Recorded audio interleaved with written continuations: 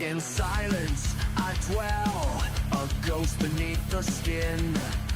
Eyes burned by truth, I bury deep within. The ash of my name still stains the earth. No rebirth, just a memory cursed. I scream through the static of fractured dreams, a shadow of man torn at the seams. Drown me in the crimson mist where guilt and madness coexist. The light I lost, I let it die, buried beneath the fractured sky.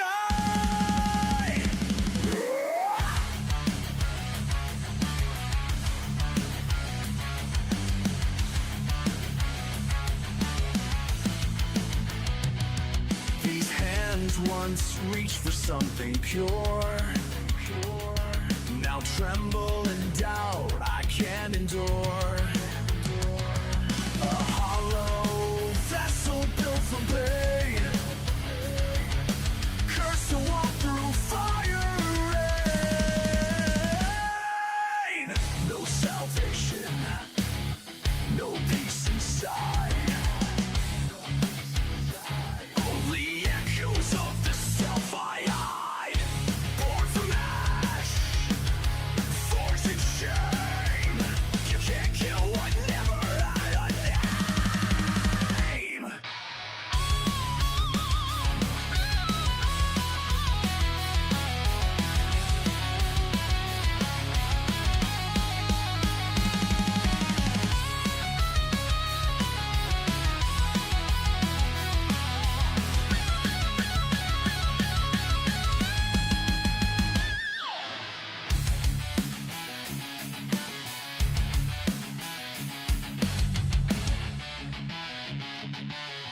I was never whole, only fragments stitched together by guilt, by fear, by the silence of forever.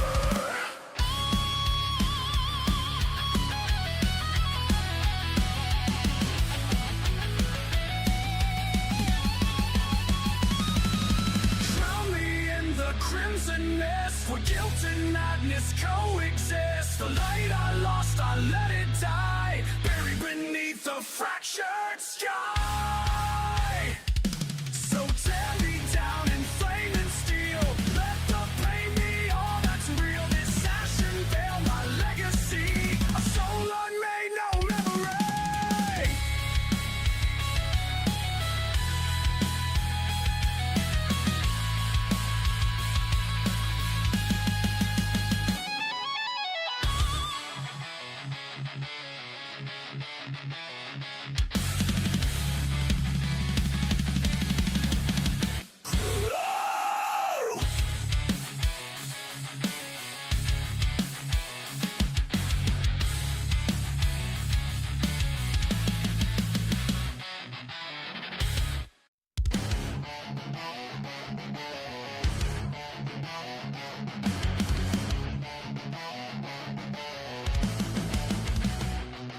In silence I dwell, a ghost beneath the skin.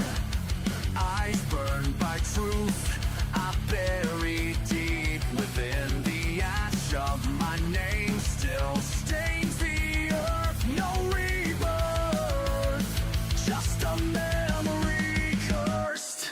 I scream through the static of fractured dreams, a shadow of man torn at the seams. Drown me in the crimson mist where guilt and madness coexist. The light I lost, I let it die, buried beneath the fractured sky.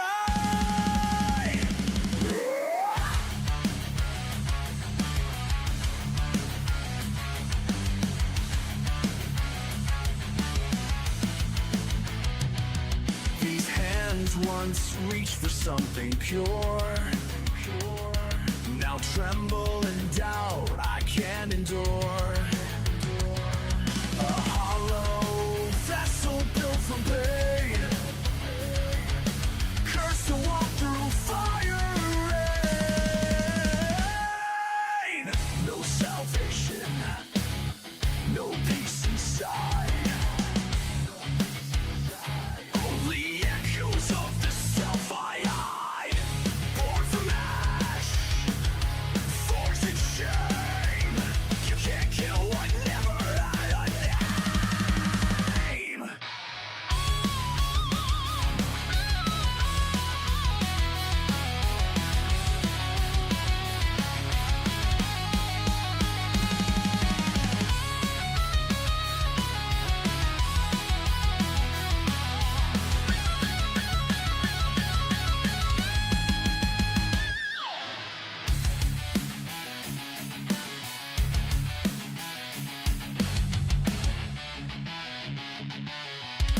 was never whole, only fragments stitched together by guilt, by fear, by the silence of forever.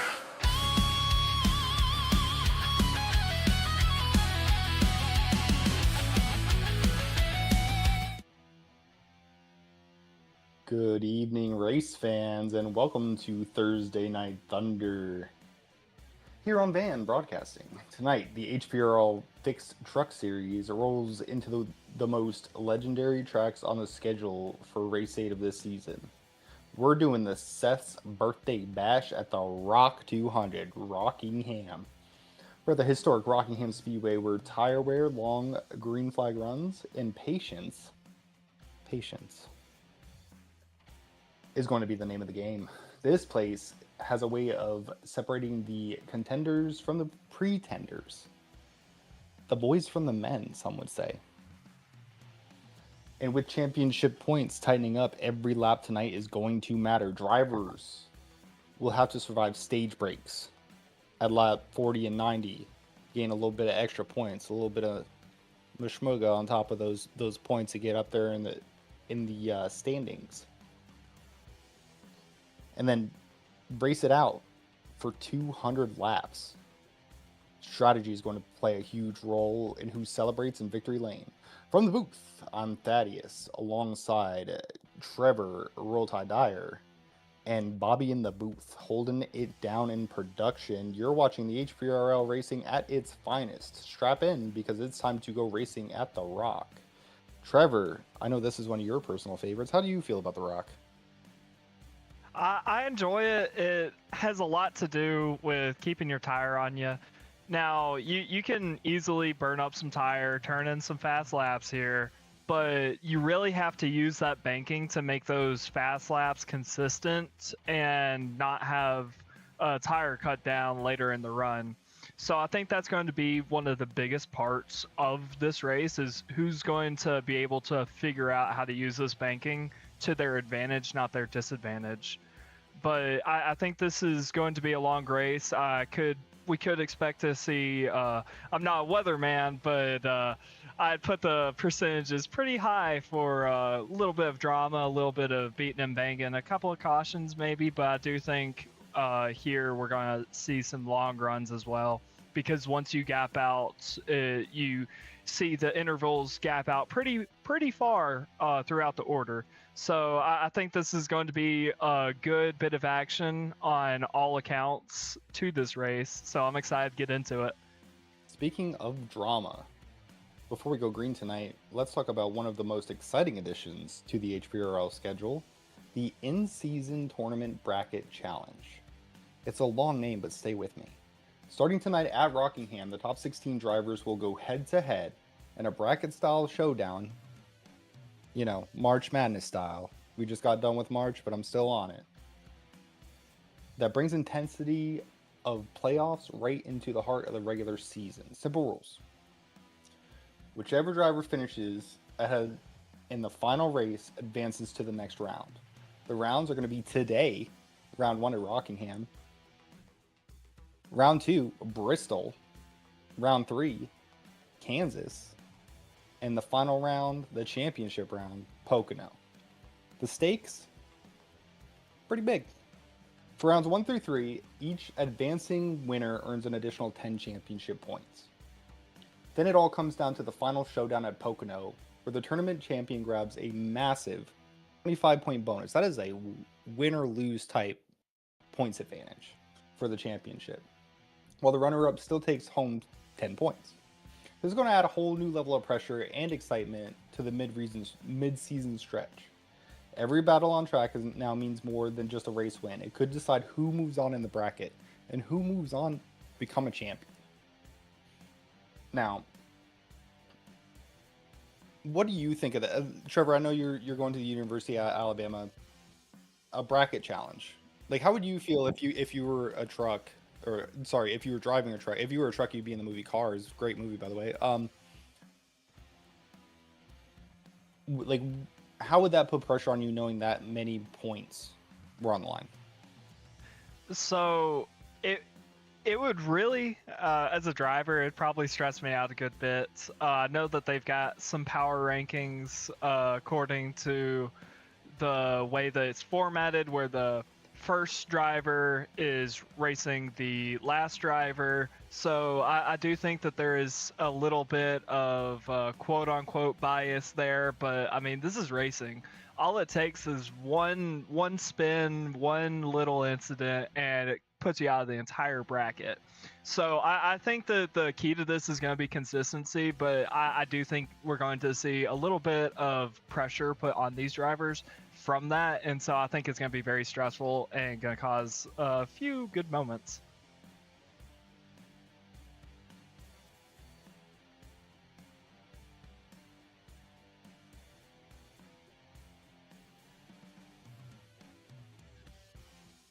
Rolling over to the grid, we've got our pole sitter, Joshua Robinson, and second place, starting outside, is going to be Christopher Hockley. Third place is going to be Caleb Sibbett. Fourth, Jason Baker. Fifth is going to be Jared Mahone. Sixth is going to be Chris Griffin. Seventh is going to be Seth Owens. Eighth, Emil Duna, sorry. Ninth is going to be Keith Ayers. 10th, Matthew Kesbaro. 11th, Steve Whitmore. 12th, Jesse Sperling. 13th is going to be Jerry McKinney. 14th, Will Moore. 15th is going to be Joshua Baker. And 16th is going to be Taylor Locklear. 17th is going to be Jason Steptoe. 18th is going to be Keenan Kimber. 19th is going to be Aaron Longworth. 20th is going to be CJ Brewer. And then rounding out our field is going to be David Palmer in 21st position. Now that we've gotten through the grid, let's bring in our pole sitter of the race, Joshua Robinson. Hey, Joshua Robinson. Yes, sir. Barely edged out Christopher Hockley. How do you feel about your chances today? Like the chances pretty well. It was nice to get this HendrickCars.com Chevy on the front row. I like the pole even better though. Team brought a pretty good truck. Truck seemed solid, stable. Done a lot of laps this week with the teammates, and we expect to run well. So hopefully we can keep it up front, keep the truck clean, and have a good run. Yeah, most definitely. And we were talking about the pre-race bracket. Like, how do you feel about that kind of pressure kind of going into this? Do you feel any pressure at all, or it's just another day at the office? Another day at the office. I'll be honest with you. I missed 2 races early in the season. I think I missed it by 1 spot in the standings. So, 2 teammates are in there. They're gonna dog it out and give it their best. But no, I'm just trying to turn in a good day, run a good race, and hopefully keep it up front and give it a chance for the win. Well, you got a good view, man. We're gonna send you back to your truck as we are about to get rolling. But thank you for your time, and hope you have a great race. Thank you, guys. That was Joshua Robinson, your pole sitter. A little bit discombobulated having to do the math. Luckily, I got a great crew of Trevor Dyer and Bobby Bender who can do the math for me. But we are coming to the green. It's going to be Joshua Robinson and Christopher Hockley on the outside, followed by Caleb Sibbett and Jason Baker. The base truck pulls in. And we are green at the Rock for Seth's Birthday Bash. This race brought to you by Seth's Birthday Bash. And when I say that, I mean, of course, Seth Owens, driver of the 3 truck, as we see them come out of turn. Ooh, and a big wreck on the backstretch. That's going to bring out the caution, lap 1. I counted at least half the field involved in that one. Right off the rip, man. That is a shame. You know, we've seen a lot of really good racing from these guys thus far, so very out of the norm for the way these guys get around the track. So a lap 1 wreck. It looks like the 85 of Baker got into somebody, and that just cataclysmic damage behind them. I wonder, So turn two is definitely tricky. Sometimes people bounce off the wall and you know they get. Oh no, he got loose. Got loose in a Caleb Civet, and that just turned into an absolute hurricane. Oh, Dunish Bluey truck is getting demolished. Jesse Sperling involved. Another big name in the contention for that bracket.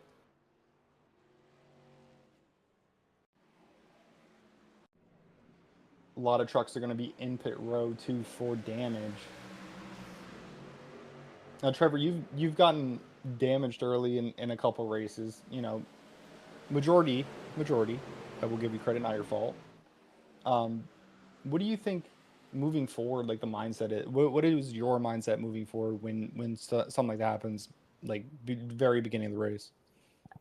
So, especially with a crash this large, the you don't fall as far with a crash this large because everybody's got to repair their damage. Now, this league does have one fast repair, but what that does is essentially from the rip you are handicapped and that you don't have a fast repair. You've already used up your free pass, so to say, and so I would say this is going to at least those that were involved, I would expect to see them be a lot more cautious. But I mean, recovery drives happen all the time in the world of motorsport. I don't necessarily think that that put anybody out of contention, even if they lost a lap.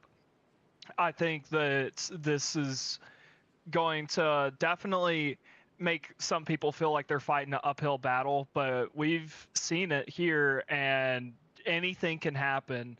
I mean, our winner last week was anything could happen kind of mentality, and it definitely does work. And so I think that we're going to possibly see some recovery drives, which always makes for a good story. Yeah, Baker coming back from what did he say? 3 laps down at Darlington of all places to come back and win the race. Like great drive there. For now, it looks like CJ Brewer, your only car a lap down. As we see the pace truck once again. Let's go for round O.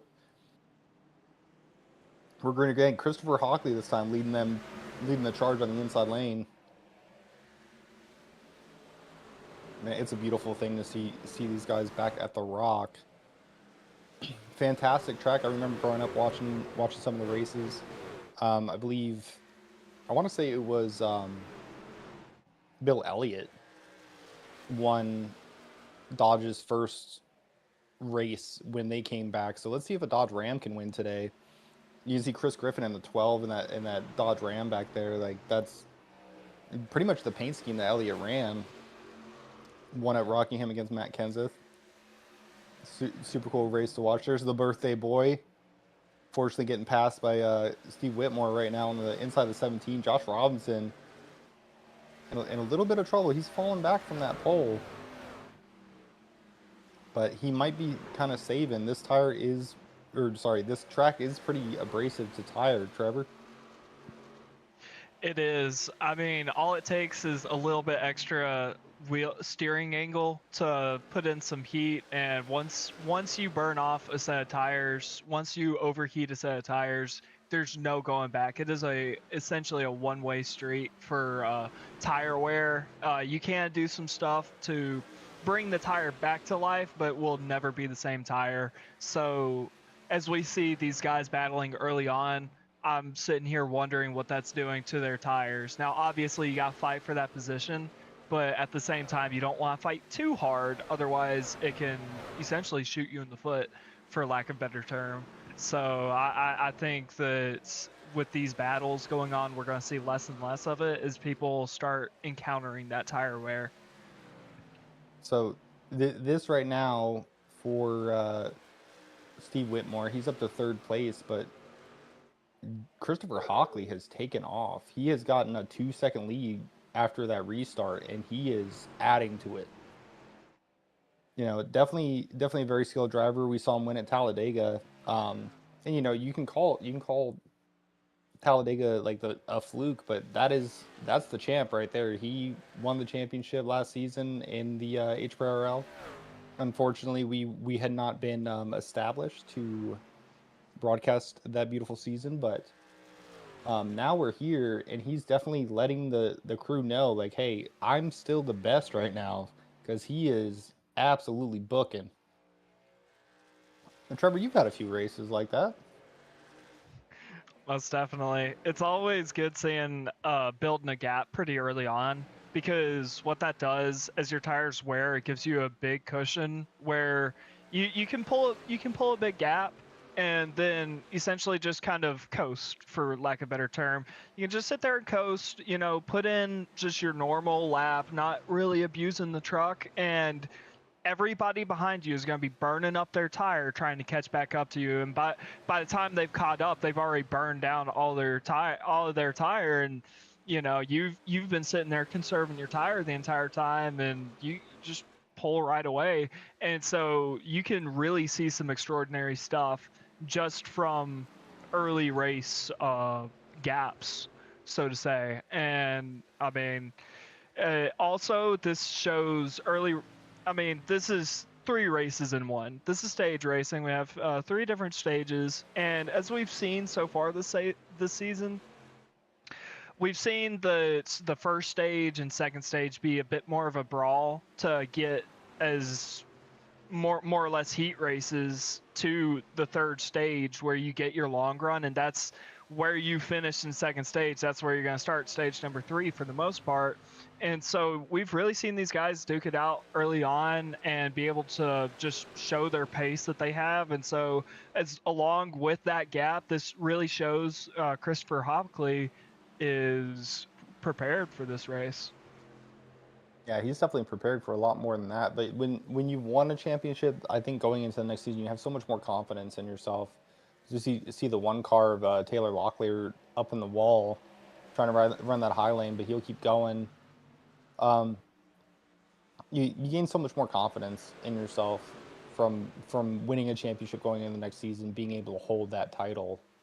Um, I definitely expect Hockley to kind of like show that dominance as the season goes on. He had kind of a rough go of the first few races. I think one of them he ended up having to miss, but um, definitely showing his pedigree here, coming out and kind of dominating this race. But who I won't count out is the birthday boy of Seth Owens. He's got a strong showing in the sixth place position in that Bandit truck. He's been up there in the top 10. He's duking it out. It looks like he's moving to the front. It appears so. We've seen him in the past. He's always had some pretty good pace, and so I definitely think that he can be there at the end. Now, I mean, this is stage number 1, your beginning race. He's hanging out in 6th place, and that's a great place to be.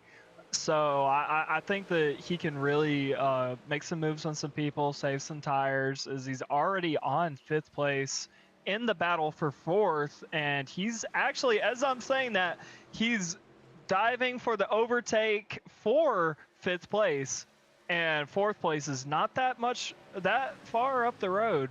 So I definitely think that we could see something out of Seth Owens, who is up 2 positions from where he started.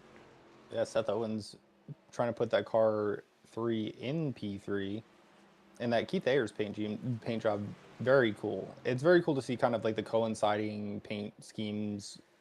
And I know I've talked about Ram all season. I'm just super excited. This is super nostalgic for me.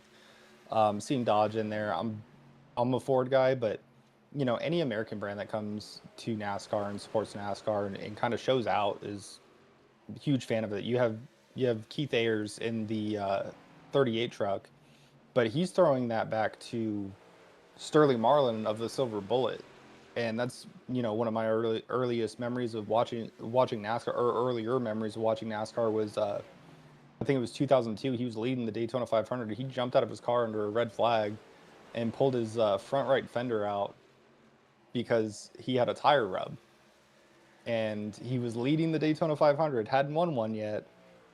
Did that, and NASCAR came back and was like, "Hey man, it says in the rules you can't work on your car under a red flag, and you worked on your car under a red flag," and sent him to the back of the pack. So, but Sterling super strong that season. And, you got the Ward Burton Caterpillar 22 down there. That's a cool throwback. And these are all cars that historically have run Dodge. So seeing all these guys, you can definitely tell like the level of like how deep their roots go in NASCAR to iRacing. And it's always cool to not only to see like the family, or not just the family, but the nostalgia from us, but also from the guys who actually drive the cars and how much this means to them. So they definitely very cool paint schemes this week. Most definitely. And if you ask me, there's nothing more American than running an American-made race car in a NASCAR division. So I think that's very cool to see that Ram is making their return, as we've been talking about it for the past couple of weeks now. But I think that just goes to show how excited the NASCAR community as a whole is to see Ram returning to NASCAR. So I'm very excited to see how they do. I know they've got their race for the seat series going on, and so I mean, it really shows that they're not only coming back, but they are coming back to compete on the big scale. So I'm excited to see how Ram does this season. But I'd also like to mention, it does appear we have another Chris Griffin fan in the chat again, and Chris Griffin is actually running in 6th place right now. He's got pretty good racetrack under him. He's having a pretty good day so far, so excited to see how he turns out. And if y'all have any drivers that y'all came to support, let us know. We'll shout out your driver. If you have any questions, I'm pretty well versed, I would say, in some of the physics behind these. So if you have a question, we'll get that answered for you. I know Thaddeus is as well, along with our producer. So any questions, let us know. If you want to shout out anybody or any brand or anything, just let us know over there in that comment section. Yeah, Trevor Dyer, the champion of a different league. As of recently, myself, I am a champion of sleeping in. You can ask my boss. Anyway, the race seems to be kind of heating up at the front. We got Christopher Hockley and Jared Mahone. Jared Mahone on a tear this season. He's been running in the top three pretty consistently every race. He's starting to really gain on Christopher Hockley. I'm wondering if Christopher Hockley is saving or if he kind of just used as much of his tire. Like you were saying earlier, like it's good to have a cushion, but is it possible to use too much tire, you think? Now, you can definitely look at those gaps, see that you're pulling on the guy behind you, and just put the pin down and keep going and try and build that gap as much as possible, just because you think you've got it. It's really easy trap to fall into. So that could be what's happened. Or he could be doing what I said earlier, building that cushion and then just riding that cushion, letting them come back to me. And I've already got more tire from Christopher Hockley's perspective, so we'll see that in a few laps as we're racing in stage number 1. So I'm excited to see how that works. See the differing strategies. Maybe Jared Mahone has actually saved more tire than Christopher Hockley, and it's starting to show here just naturally. So I'm excited to see that. Definitely be interesting to see. It's almost kind of like a Newton's cradle, where they're kind of one goes forward, comes down, hits the one behind it, goes backwards. Maybe not a good metaphor. Okay, forgive me. I can't read. I eat crayons. It is what it is. But kind of in that aspect, like you run as fast as you can, then you start saving tire. The cushion that you had kind of starts dwindling away as we see Jared Mahone. It's kind of leveled out to 1.2 seconds. So maybe that is what he's doing. He's like, okay, I have a 2-second lead, let it get down to 1 second, and then we start pulling again. There's a lot of different strategies. I really like to go with the consistency strategy of saving tire as you're going along, not risking overheating those tires by pushing too hard. To me, that's been the most effective in my experience in races. But maybe that's what's going on because the gap has settled out. So I think you're right about that, Trevor. I think he added that cushion, had it, let it go a little bit, and now he's kind of putting just enough pressure on to keep that cushion. And that is a strategy that I've seen work in many different forms of motorsport. So actually, my cousin, he does 24-hour Ironman endurance races on his dirt bike. And one thing that happened is there was a guy, he would come in a lap ahead of him, and they're battling for position. He would come in, and when my cousin came in, and he would just sit there and watch when my cousin would go back on track, and he would take a break, and every time my cousin left, he would go back on track, and he did that over the course of 24 hours, and he was able to stay consistently one lap ahead of my cousin and exerting less energy than my cousin did as well. So definitely a good strategy. It's been seen in multiple different places, and I think that could be what we're seeing today, although I do see the gap getting more towards 2 seconds between Christopher Hockley and Jared Mahone. Yeah, Christopher Hockley definitely putting on a clinic as we're coming to the last couple laps of this stage. The caution coming out on lap 40. Christopher Hockley handily gonna probably take this stage as we see him come up on Amel in that beautiful Bluey truck. Had seen better days, but big fan of Bluey. Wanted to give him a shout out because as a father, it's like that's one of the things you can do on iRacing. If you have a son or daughter that likes Bluey, you can run a Bluey truck. And who knows, maybe they'll watch your race. But I know at one point in their life they'll appreciate the thought. As Christopher Hockley takes it into turn 3, they're coming out for turn 4. It's gonna be Christopher Hockley as the caution comes out. We got a spin. Looks like Jason D. Baker gets around.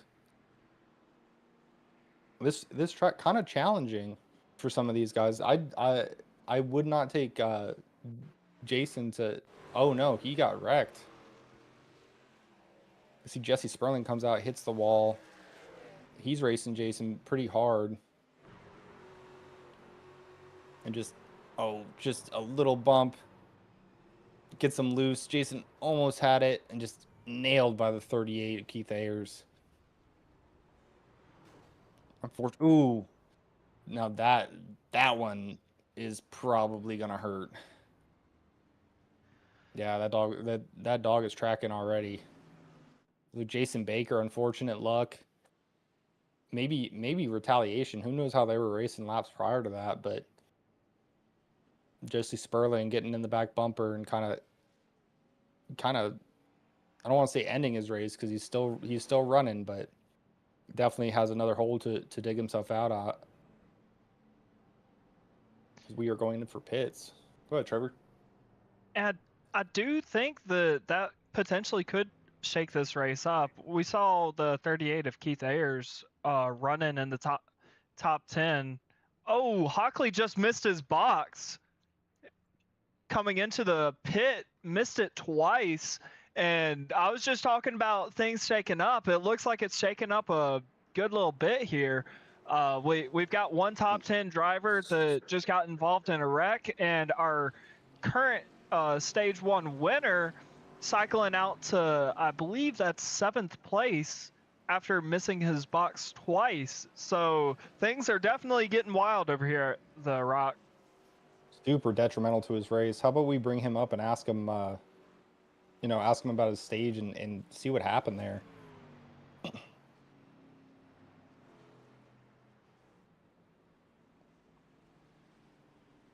Yeah, so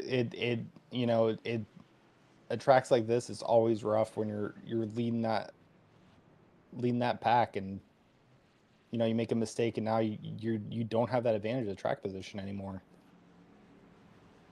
Most definitely, as he's cycled out to P8 now. Christopher Hockley, this is Thaddeus in the booth. You got us? Yes, sir. Hey, man, great first run. You got a little work to do now though after that pit stop. What happened there? Slid through my box. Couldn't get the gears right. Oh, okay. Well, you don't seem too worried about it, man. You got a fast truck, so you can definitely get back up there. Yeah, I should be fine. How's I it should be all right. feeling? That's really good. I should be all right. All right. Well, think you guys are going green. I'll send you back. Thank you for They taking the short amount of they time. they delayed it. They delayed it a Okay, lot okay, there. okay. But I no, was it was rushing. Sorry. no, you're good. I don't want to interrupt you guys' race, but so that first stage, we were noticing that you put a pretty good gap on Jared Mahone, and he started reeling you back in, but then it kind of leveled out. Were you was that like by design, or did you just catch a different line? What's going on Yeah, there? I noticed I was getting a little far out there and just slowed it down a little bit to keep pace with him. Okay, I'm tracking. Good tire saving strategy. Yep. Well, while you guys are on the backstretch, we'll send you back so you have plenty of time to catch your breath after all that. Good luck out there. If anybody can get to the front, you can. So go track them down, buddy. Alrighty, thank you. Enjoy the show. Yes, sir. And we are indeed enjoying the show already. That is a lot of drama for the first stage. Most definitely is. I'll tell you who else is enjoying it. That'd be Kristen Tollison shouting us out. Thank you, Kristen. As we are coming back to green, pace truck is off. Take us away, Thaddeus. We are back to green. I wish I had something as good as Mr. DW, but we are on pace here at the Rock. They're coming around. We got a couple of stragglers, but Jared Mahone and Steve Whitmore have taken an advantage of the rest of the field battling. Steve Whitmore's close on his bumper. I don't know if he's trying to run him down. I don't know if that's the strategy for this track because the old surface definitely tire abrasive. This surface a little bit less so, but still super important to hold on to your tires. So I would expect the pack to kind of catch them if they keep running like this. They're really putting on some heaters. Trevor? Most definitely. And one thing with this track, one thing that I've found through my racing is that it's really easy once you get away from the car behind you, or if the car ahead of you gets away from you, it's really hard to reel them back in at this track for some reason. And so I could expect to see a lot of people really pushing to try and get some distance so that they can kind of lock themselves into that position. So I do believe that's why we see such hard racing, as we see too wide back in the pack and a lot of cycling out, Thaddeus. And look who is up to third. It is Seth of Seth's Birthday Bash 200. Seth, the birthday boy, he is really running good today, man. I'm proud of him. He's got something for him today, and I want to see if he's able to get up there and really compete with Jared Mahone and Steve Whitmore. You can definitely tell he probably put in a lot of hours at this track because he's at a level of competition that I haven't seen him at this season. Because he's jumping low on the inside.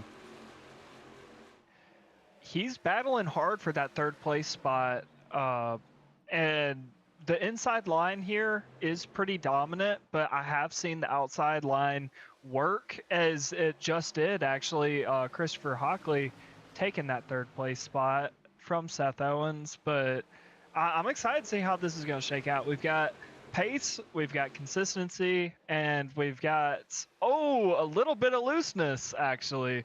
So this battle for first place, 1 through 5, I believe that is pretty tight. Yeah. As Christopher Hockley gets loose off of 4 again, that rear right tire is definitely feeling the effects of his pushing. Yeah, Christopher Hockley definitely pushing. He wants to lead back, but Seth Owens still hot on his tail. We got Joshua Robinson there sitting there in 5th. He is the I'm sorry, is that Joshua? Oh no, that's it. That's Jason D. Baker. He's back a lap down, I believe. But yeah, but Joshua Robinson is fifth. So Jason Baker a lap down, fifth car in line. You got Seth Owens right there, just kind of in the catbird seat, watching these guys duking it out up front. Nobody's side by side yet, but you can definitely tell there's a lot of pressure coming from Steve Whitmore up to Jared Mahone. Jared Mahone, holding a steady wheel. I imagine right now everybody is very much pulling back the reins. They don't want to push those tires too far, but they also don't want to lose that lead pack right there. You see Steve Whitmore gets loose, almost gets into his teammate. But Jared Mahone now kind of putting a little bit of a gap. Oh, Christopher Hockley leans up on Steve Whitmore. Was that contact? If it wasn't, it was awfully close. You probably couldn't put Cabbage Patch Kid between those two cars. Well, less than a Cabbage Patch Kids. Good crossover by Steve Whitmore. And it's such good racing that our producer Bobby's in the back commenting on it. Look how close these guys are. And They Steve are Whitmore just got to fall definitely back in hungry. line. Hey, hungry I, dogs I run faster. I do believe that Joshua D. Baker is trying to get his lap back.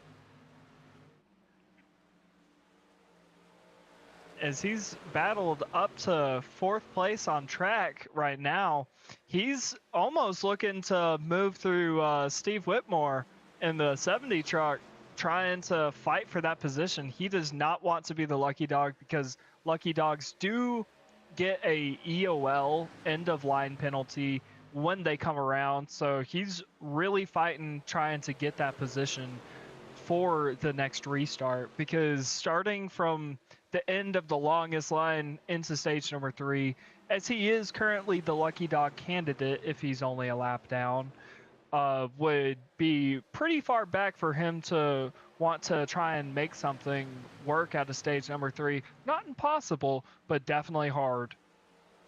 So the timing and scoring must be off. I believe that's Jason Baker, because it looks like the 85. I want to say they all run similar schemes in Baker Brothers Racing.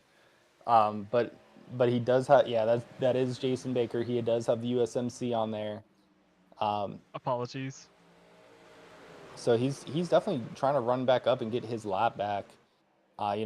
He was able to do it at Darlington. I would be super impressed if he was able to do it at Rockingham too. Kind of similar lines at both tracks. I mean, obviously, definitely different shapes, but as we see Christopher Hockley get in the wall, he's trying as hard as he can to run down Jared Mahone.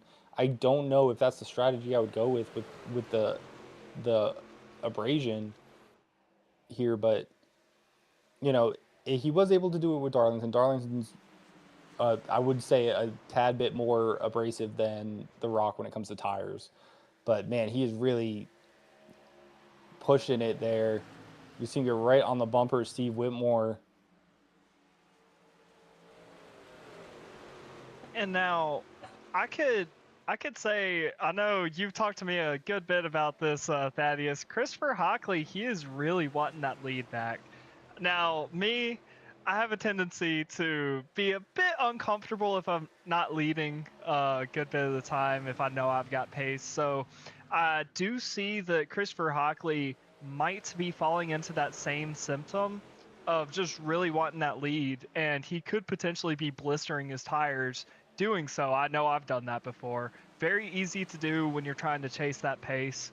So I am going to be looking to see how his lap times hold up towards the end of this stage, which is going to be concluding on lap number 90. So definitely be looking out for that. Yeah, and you know as well as I do, when you get kind of like drawn back in the pack like that, one, you're still toward the front. He was in 7th when he came out of pit row. But 2, like you're trying to work your way through the field. A lot different than the leader. until the leader catches the rear of the field, they can run as much of a tire conservation line as they can maintain the lead. So as we're going through this, you're using more tire passing the cars than you are just driving up ahead. So you got to watch, you got to really try to be aggressively conservative, I guess you would say. It sounds like, you know, an oxymoron, but you can't be pushing too hard to pass some guys. You got to kind of let the mistakes come to you. Otherwise, you're going to burn up your tires, and it kind of defeats the purpose of trying to get toward the front of the pack. Most definitely. And we are on the 38 of Keith Ayers. I do see a little bit of damage in that front right. He's still running P11, but he's definitely trying to make that recovery drive as he's still in 11th place, which is not too shabby if I don't say so myself. And so he's definitely trying to make the most, extract the most out of that truck that is possible. And then looking a little bit further ahead in the pack in P8, Jesse Sperling, we do have some words of encouragement from Lisa telling you to keep pushing, Sperling. So good luck with that, Sperling. Yeah, keep pushing. Definitely don't push Jason again, though. I don't think he's going to like that. As a matter of fact, Jesse, just if you can, just stay away from the 85 for the rest of the race. I think that would be in everybody's best interest because he is probably a little hot after that one. But I don't think that was intentional. I think he had the line on him, and then Jason came down a little bit and he wasn't quite underneath him before he came down, and it seems like a racing incident, but if you're in the car, emotions run high. We'll have to see if these guys end up, getting on track in the same place again, like what the repercussions of that mistake was. But, going up to the front, Jason Baker's been pushing, so I don't know if he is doing that strategically to try to get past the leader, because now he's kind of fallen back in line, right? He's racing around Steve Whitmore. He's not up there with the top three right now. Like he's behind the top two. I apologize. He's fallen a little bit back from the top two, I should say. So he can't. It's not like they're within grasp for him to get the lead or get the. Oh, as we see Steve Whitmore getting to Josh Robinson. Excellent save by Joshua Robinson. Insane save by Joshua Robinson. That was super impressive. I've never seen somebody catch it like that in turn one at the Rock. This track is so banked that if you get a little bit of slippage in that right rear, it pretty much just sends you around. Or if you catch it, sends you straight into the wall. Very great save. As he 45 degrees from the looks of it, and he still wrestles it back and still carries that momentum out of the top to go right into defending his position. Yeah, Wow. didn't even lose. Did he lose a spot there? Didn't even Yeah, lose it from the looks of it. Insanely good racing. I mean, now his tires are kind of heated up, so I would be careful with that car. You see him get loose off of two, but man, I've never seen somebody save it at Rockingham, nonetheless like that. That was super impressive. Shout out to him for being able to keep that truck underneath him. Very talented indeed. And he's still up there running third place. Didn't even bring out a caution. Oh, he got into the wall as he's getting pressured from fourth place. There's only 2/10 under 2/10 behind him. He's definitely got his work cut out trying to make it to that lap 90 stage break. Still got about I'm not good with math, but about 24-ish laps left of racing that he has to complete on those tires. And so going to be very difficult as he's also, I believe that is lap traffic he's coming up on. Yeah, that's the lap car, Chris Griffin, still trying to get over that damage, I believe, from the incident with Jason. But he's gonna have to get around it pretty quick. That 18 truck is really pushing Jerry McKinney, going for that third spot. He's got it. As you see Chris Griffin diving low. That's super good etiquette, by the way. One of the things that we love about this league is seeing drivers, even though they're not having the best day, knowing that, hey, these guys are faster than me. I am holding them up. I'm gonna move out of the way. Super good racing etiquette. If you are an iRacer watching this, take notes. Get a piece of paper, get a pad, get a pencil, take some notes. That is the way that racing should be done out here. As we see some other cars coming up on them. Jesse Sperling, this is the most aggressive I think I've seen Jesse Sperling at any track. He's really trying to get up there in the field. He knows track position is super important here at Rockingham. He's really been trying to move, but do you think that's to the detriment of his tires with how much he's been pushing? I definitely think it could be. Now we've seen with Christopher Hockley. Oh, as he actually eats up that apron, riding on the apron right now. Is he coming into the pits? Yep, weird. He is. I wonder if he Just has a got word black in. flag He's for got incident points. black flag. Well, this gives us a good break to go into reading our message from Lori Vickers saying, "Go get him, Jesse Sperling, and your teammates Caleb and Joshua. Still a lot of laps. Happy birthday, Seth." So there's your word of encouragement to try and bounce back from that penalty, Jesse. Yeah, hopefully he can get back there up to the front. Ooh, Chris Griffin gets into a truck. That's gonna be the 12 of Chris Griffin. I think he was racing CJ Brewer straight into the wall though. I think that's kind of a side effect of this track. Guys are getting loose coming out of the corner. Yeah, that was CJ Brewer. I'd imagine he got a little loose, got into his back bumper, and just turned him around. Oh no, he was in the wall. Chris Griffin bounces off the wall. CJ Brewer gets a little bit tight. Maybe thinks he's clear. Comes out the turn, gets into him, turns it around. Luckily for the both of them, they're still going forward, but that could have been a lot worse. Way worse. That was almost out of nowhere as well. I was not expecting there to be a caution this late into stage number 2 to again shake things up, give people opportunity to come in short pit stage number 3 if they choose to do so, which I do believe that is Jared Mahone coming into short pit the stage.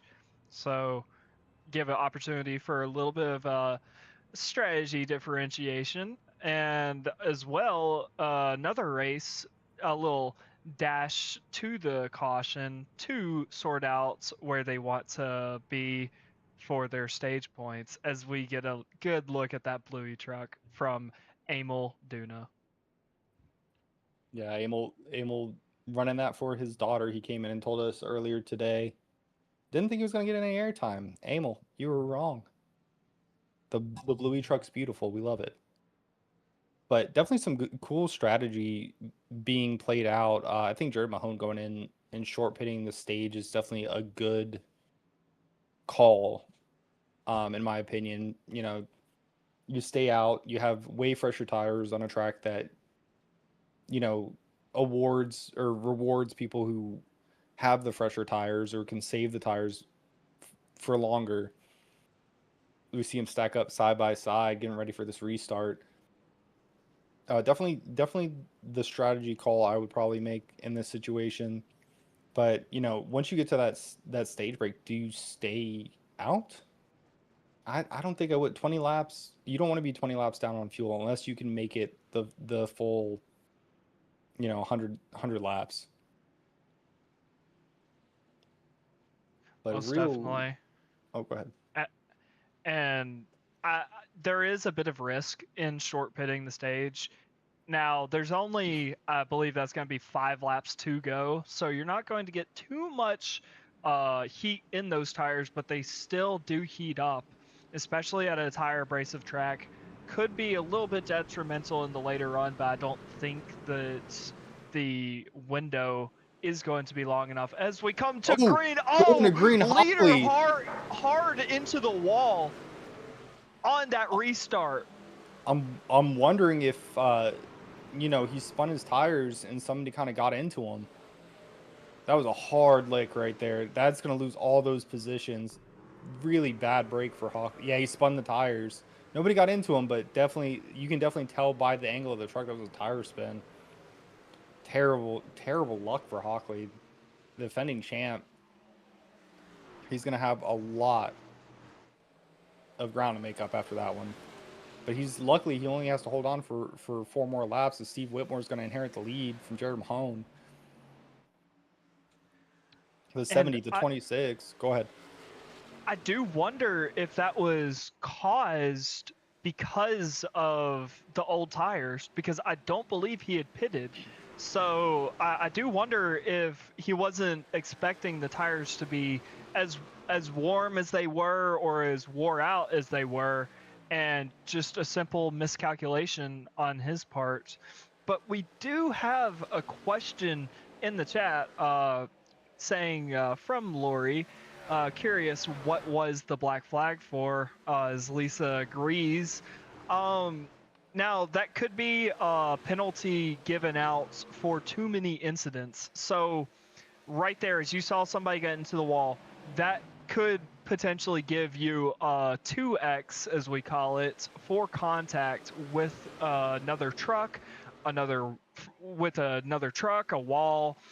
Could be something like spinning out, going in the grass, just anything that is not considered, I'd say, optimal, gives you those incident points.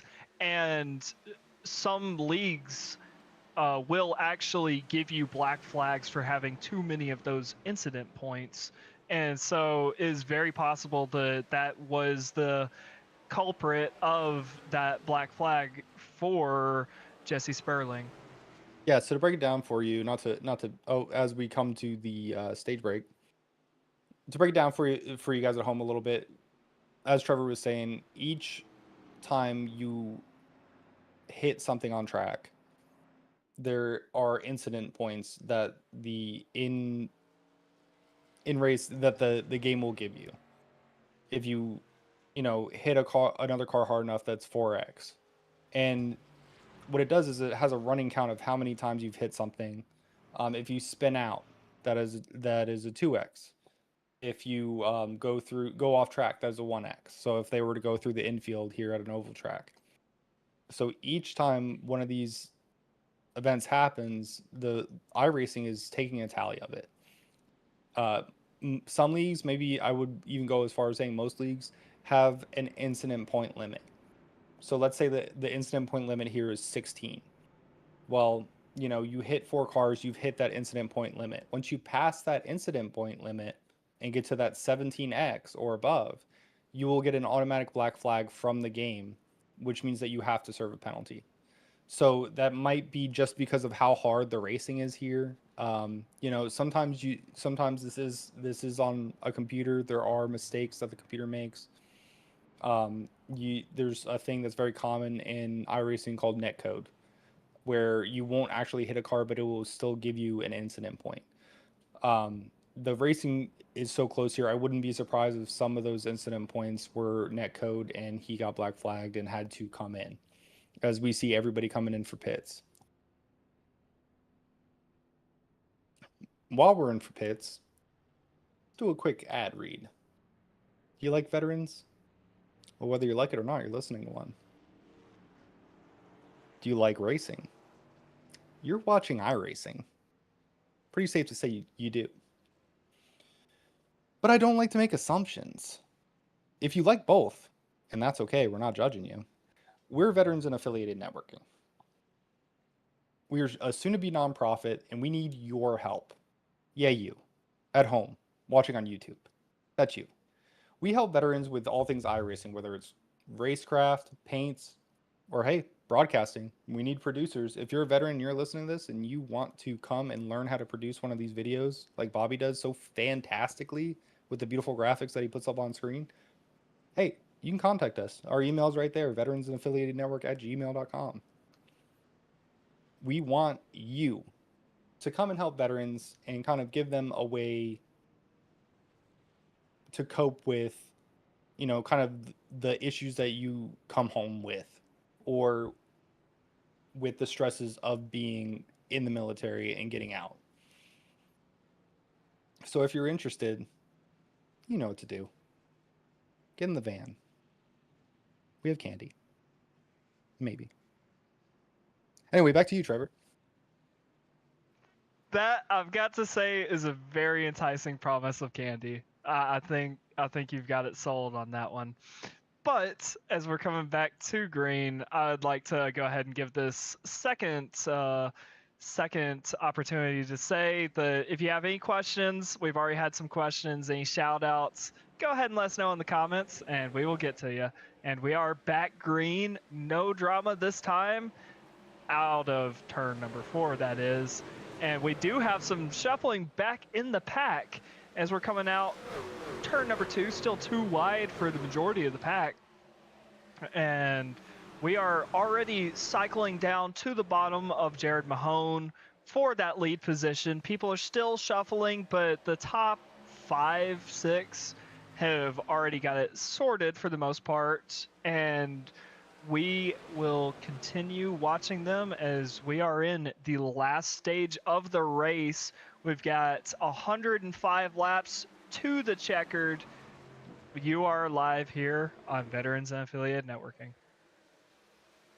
Man, and look at who is in the top 3. What a turnaround. He's absolutely insane. Like, institutionalized that man. He came back from a lap down after that, like, in massive wreck, and he's running third. Jason Baker, he's back. Baker is back. Up in the top 3, he's challenging Joshua Robinson for second. Like super impressive what he did last week at Darlington, coming back from 3 laps down. See him dive into the inside of Joshua Robinson, taking that second place. I don't even know how to talk anymore. How is he doing this? This is witchcraft. That's awesome to see. So now Jared Mahone, sorry, he's gonna have some pressure, and I've been in front. I've raced in this league. I've been in front of an angry Jason Baker. I don't want to be in front of him again. I don't know how Jason is gonna handle the leader, but it's gonna be exciting to see. He's definitely pressuring him indeed. Only a 10th separating the two. Definitely in that dirty air. Definitely putting on some pressure to Jared Mahone.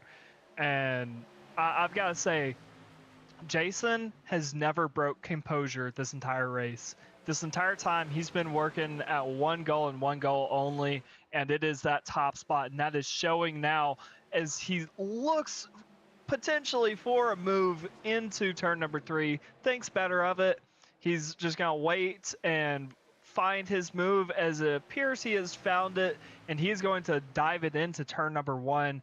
And it looks like he's got the position. Jason Baker, from a lap down to the leader, he is a man on a mission, ladies and gentlemen. Incredible. And don't look now. It's going down. I'm yelling timber. Here comes Keenan Kimber. Keenan Kimber up 14 spots. He's up to 4th. You see that 65 truck. Cool Pennzoil scheme on there.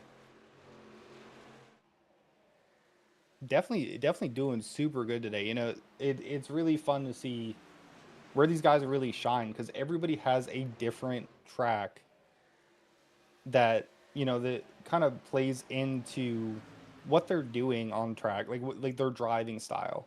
Keenan Kimber up 14 spots. Like, I know at home, like, this is to us, this is a racing sim. To you guys, it looks like a racing game. This is as real to life as you can get on any type of gaming platform, to how these trucks handle in real life. So coming up 14 spots at Rockingham, which is a super difficult track to pass at. You have to really time it right. Shout out to him, doing great today.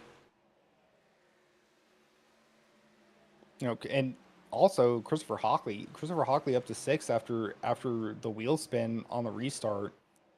he's got some good speed. I wouldn't be surprised if by the end of this race it's going to be Jason Baker and Christopher Hockley kind of going back and forth and seeing who comes out on top on that with the way that Christopher Hockley's been racing today here at Seth's Birthday Bash 200. Ooh, and we got a wreck to 87 in the wall. Jason Steptoe right there. Oh, Jason Steptoe. He didn't just step out, he had help. 18 truck on the inside. Gets tight, gets on his inside quarter panel, just spins him. That did appear. You were just talking about netcode. Well, ladies and gentlemen, that looked like some netcode. I didn't see them actually make contact, although I do think it was inevitable either way. Yeah, if you look, yeah, there was no contact. So that is what we're talking about when we talk about netcode. Like it doesn't kind of phase the space that the truck the truck or the car, depending on what broadcast you're watching. It doesn't phase in the truck for the dimensions that it actually is sometimes, because this is, it's processing a lot of information. It's a lot for some servers. Because it's processing tire wear, it's processing fuel uses, it's processing like the physics in game of the air going over the truck, how other trucks within the vicinity of other trucks are affecting each other. So it's processing a lot, and sometimes it's not perfect. It you can get too close to somebody, it could almost act like you reached out and touched them. That was not at all intentional. For sure. Like, he thought he had space, he didn't, because of the issues with iRacing. Trevor? Yeah, it's very detrimental indeed, especially if you go into some higher level competition as we are here. I mean, it's one thing if it happens in the middle of just some random race, but when you've got points on the line, you've got money on the line, so to say, it's definitely heartbreaking knowing that that's what hurts you. There are sometimes it can even seal the coffin, and it's something that shouldn't have even happened. So I definitely feel for him. Everybody on iRacing at some point is going to have to deal with it, and so it's very saddening to see it happen to somebody live here on the HBRL. All right, and now there's been a few shakeups in the top 5. We've got Matt Casbaro has made it back up after that big wreck on lap 1. He's running 4th. Keenan Kimber is feeling limber. He's up to 3rd. There's Christopher Hockley who's made it back up, and Jerry McKinney has kind of been he's been looking. He's kind of been in and out of the top 5. But he's sitting right there. He's sitting behind Christopher Hockley, who's running 5th. He's going to be on the outside in this restart. But, definitely some new faces up here from the landscape that we had coming into the race.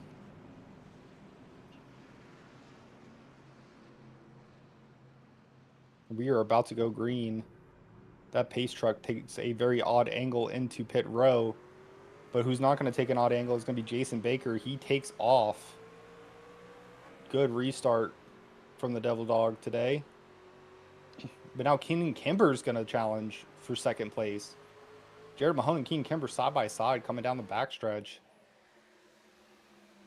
I think maybe they're watching the broadcast because they're leaving a lot more space between each other than we were seeing earlier. They don't want to get caught by that netcode. And we got Joshua Baker just took 5th place. He's coming up there. Jared Mahone gets back by Keenan Kimber. Ooh, Joshua Robinson. It is save city in the Robinson household tonight. He has been saving that truck left and right. He's been keeping it together. That is super impressive. Matt Casbaro kind of falling back. Right now it's Jason Baker's race, but we still got a long way to go. We are at lap 110, coming to 111 of 200. Jason Baker. Sorry, go ahead. Christopher Hockley, he's made it up Scoring tower shows him in third. He's currently in a three-way battle for third currently, but I tell you what, if he seals that position, oh, Caleb Sibbett into the back of Jason. Just Steptoe cannot catch a break today. The first one was netcode. That one didn't look as much as netcode. So, hopefully they get out of their trucks, shake digital hands after the race, and kind of talk it over because, hopefully he's not too upset after that one.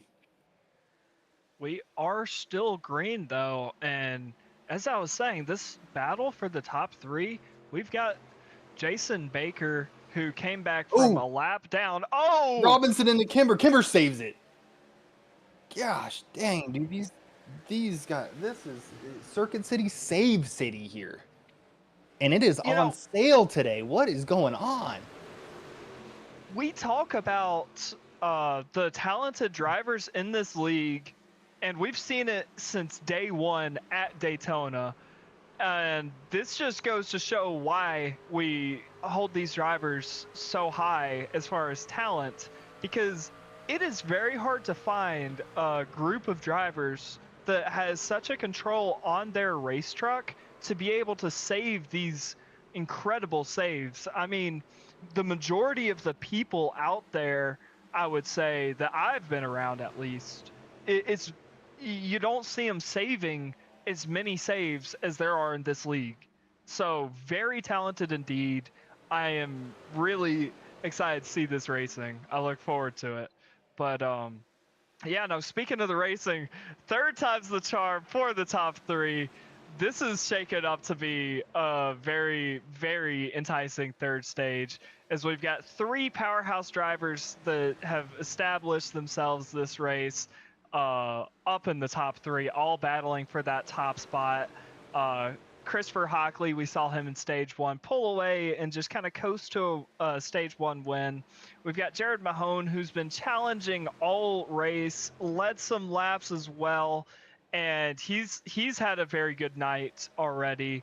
And then we've got Jason Baker, who came back from a lap down all the way up to first spot, and they are all within a pretty small gap in the racing world. We've got 3/10 behind Jared is Christopher Hockley for second place, and then just up the road is Jason Baker. And with some good tire management among Christopher Hockley, he can realistically catch up to Jason. Jason, with some good tire management, is going to be able to just pull a gap on these guys, and or be able to just save and kind of coast like Christopher Hockley did there on that first stage. And Jared, he's kind of sandwiched in between. He can go either way. I mean, just as I was saying about Christopher Hockley, save his tires, hold on to second place, he can catch up and race for that lead. And you know what? What if a caution came out? Especially during the pit window, everybody pits and everybody's around each other. So, I mean, quite literally anything can happen this race. And we've already seen people from back in the top 10 up here battling in the top 3 as well, as we just saw with Keenan Kimber. So, I mean, this is a very competitive race. These are all very talented drivers, and you are watching it unfold live here on Veterans and Affiliate Networking. Yeah, it's definitely been interesting to watch with how many different faces have come in and out of the picture for this race win. We got our boy Joshua Robinson still up in the top 3 after kind of falling back. Christopher Hockley trying to chase it back down. If I had to like label this, if I had to take a clip and put it on this video, it would be saved. And Trevor, I know like initially you went for a math degree. Saved with just a box around the exponent, because we're running out of numbers here. Just saved after saved. Jared Mahone just saved it. How are these guys staying on track? That is insane level of skill to be just saving it lap after lap. It's gone green for however long it's been since the stage end. Joshua Robinson, getting into Jared Mahone, I think there's going to be some rivalries built off of this race alone. But to me, if I save the car and I keep going, even after somebody does that to me, like that's fine. It's when you get turned, you get hit, and the rest of the day is just a slog. That's when I get upset at other drivers. But these guys, man, they they use the bumper, but they're definitely using that back tire, saving their trucks and kind of keeping the damage off. And that is the difference between like winning a race, winning a championship, and losing it. So as long as you can keep your truck clean for the most part, in a lot of these leagues, you can get to the end, you can make up ground. This race, I don't know how many cars haven't spun. There's been less cars that haven't spun than have and saved their car. So super impressive driving today. I tell you what, these drivers have a really good way of proving our points by the words we say. Because as you were saying that these drivers were catching the spins, guess what? Jared Mahone goes around, catches it, and keeps on going, and he's still in third place. He's still on the podium. I mean, and all the times where we've just said, oh, he could be doing that or this happened, sure enough, it happens. This is a really great league as far as the talented drivers. I know this is the last time I'm going to be saying it, but I mean, these guys have a really good way of proving our points. Yeah. But that gap to the lead has dwindled down. They are over here 3/10. Last lap it was 7/10. Joshua Robinson is on the hunt for Jason Baker. Jason Baker, I'm not sure if he just used up too much tire, but he has left so much ground for Joshua Robinson to just tear away at lap after lap. And there's going to be a fight for the lead here pretty soon. And I do wonder if there was a big moment for Jason Baker that we didn't catch. I mean, it doesn't have to be as dramatic as almost spinning the truck out, but if you get a little bit too much heat into one tire and it can all go downhill in one corner, and there goes your pace until you can get the tires back under control. So I do wonder if there was a big moment or if it was just a accumulation of many things and Joshua just keeping it under wraps better than he did. And he is a 10th off of your leader right now. He's within overtaking range and he's going to be pressuring this leader trying to get this top spot. Yeah, I they mean, got we're a piece of paper between them as you see him. Joshua Robinson ducked to the inside of Jason for the lead. That 17 truck to the point, and Jason Baker's going to tuck in behind him. But now it's the turns have tabled, as some people would say. Now Jason Baker's got to play chase. So I don't know if maybe Jason was trying to cool his tires down. He had him catch up, but it doesn't seem so as Joshua Robinson starts putting a gap on Jason Baker. And even while this is happening, we got Jared Mahone and Christopher Hockley. They're about 2 seconds back from this fight. So, this might be the race for the win is these two, but we still, I do believe, have one more pit stop, and I think that's going to be detrimental. Like if there's a shakeup at all, it's going to be green flag pit stops here today, because you have the strategy of short pitting, which is pitting prior to the leaders or whoever you're behind with in order to make up ground on new tires.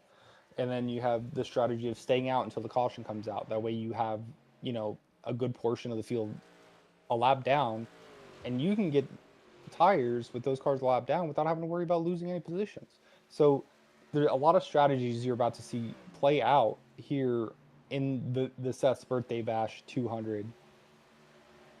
But that, I think, is going to be the make or break moment. Christopher Hockley, he went through his pits twice earlier today, and he is probably one of the best drivers that I've seen on this track. So if he can make a mistake, anybody in this field can make a mistake. And who's that going to fall into the hands of? That's why this is so exciting to watch for us. Most definitely. And continuing what you were saying about those pit stops, you really have to have a good pit stop. You can, like you were saying, make it or break it. You've got to race all the way to the pit row line, get the truck somehow slowed down to pit row speed as we see somebody dive into the pits there. They've got to get the truck slowed down, go execute their pit stop. Under caution, you've got some leeway. You're not as, eager to get through the pit cycle, but under green flag conditions, it is probably one of the hardest parts of the race to get correct. It's one thing to turn a fast lap, but it's another thing to turn a fast pit stop. And so it's going to be I expect to see some drama in the pits. We could see some speeding violations. We've already seen people go through their box. I've actually seen people misconfigure their tire situation where people go and accidentally not put on tires. I mean, anything can happen here, and this pit row at Rockingham is one of the hardest pit rows that I've had to personally handle. And so, because you're coming out of turn 4 where you're supposed to be gaining a whole bunch of momentum, and you've got to carry that momentum through 3. And also, whenever you drop down to the apron, if you don't enter the apron from the backstretch, very easy to spin the truck out. So these pit stops and pit strategies are going to shake things up here tonight. Yeah, it's definitely like we say make or break moment. Like it's gonna make or break your race, because if you come into pit lane, it's one thing to slide through your box, but if you come off at full speed in one of these trucks and you downshift at the wrong time, you even leave you leave from the banking to the apron at the wrong time, the truck's gonna go around. And then you're not just back 2 seconds, you're back 10 seconds, 15 seconds, or you're out of the race because you went and hit the inside wall. I'm not saying I did that before, but hey, there's been accusations. Anyway, like stuff like that can happen during these races, especially when you have the anxiety of I have to nail this. And it's going to be cool to see who can take that kind of pressure and who can just kind of let that go. You know what I mean? So it's going to be very intense here coming to pit stops. And we're on lap 142, so those we have to be around the pit window. I think probably within the next 30 laps, you'll see everybody come down pit row. Trevor? Yeah, I mean, we've already seen some of the early takers come down pit row. Maybe they want some fresh tires and try and fight back to the lead lap and sort of hope for a caution later on. I mean, right now we're pretty much single file. We do have a potential battle forming as Jared Mahone is only 4/10 behind Jason Baker there for the second place spot. We're battling through lap traffic right now, as you actually see I do believe that's the Bluey truck from Emil Duna. So happy to see that. So we're battling through lap traffic. We're battling the different tire strategies. We're battling for second place. Maybe no, that was a lap truck of Jerry McKinney. Oh, we got the Bluey, but this race very spread out, but very close indeed. Yeah, as you see that beautiful Bluey truck of Duna getting pressure from the 18. He's trying to get past him. But right now we got Robinson as leader. Robinson's taking off to a second and a quarter lead. But behind him, making his way through the field, Jesse Sperling. Jesse Sperling's up to the top 3. And Taylor Locklear in 4th. So new faces, new places, new winner? Question mark? Maybe tonight. That would be super fun to see. But man, so many storylines as we see the leader. He's going to drop down a pit road. Jason Baker's going to catch up to him. That's going to be detrimental for this race. Now, if Jason didn't speed, that's probably going to be, in my opinion, the move of the race. Like, he probably will get the lead off of pit row off of that. Swinging outside, that was very risky, but very well timed for him to get ahead of Joshua Robinson. Somebody pick my jaw up off the floor, because as a former champion, I've got to say that is one of the gutsiest moves I've ever seen. You don't really see people racing onto pit row a whole bunch, but he gets off, and correct me if I'm wrong, I don't see any penalties for Joshua Baker. He must have just gotten it under the pit speed for no penalties. That was a 200 IQ move. This man's playing chess, and I have been playing checkers my whole life. Insane skill level to do that, going into pits and come out without a speeding penalty.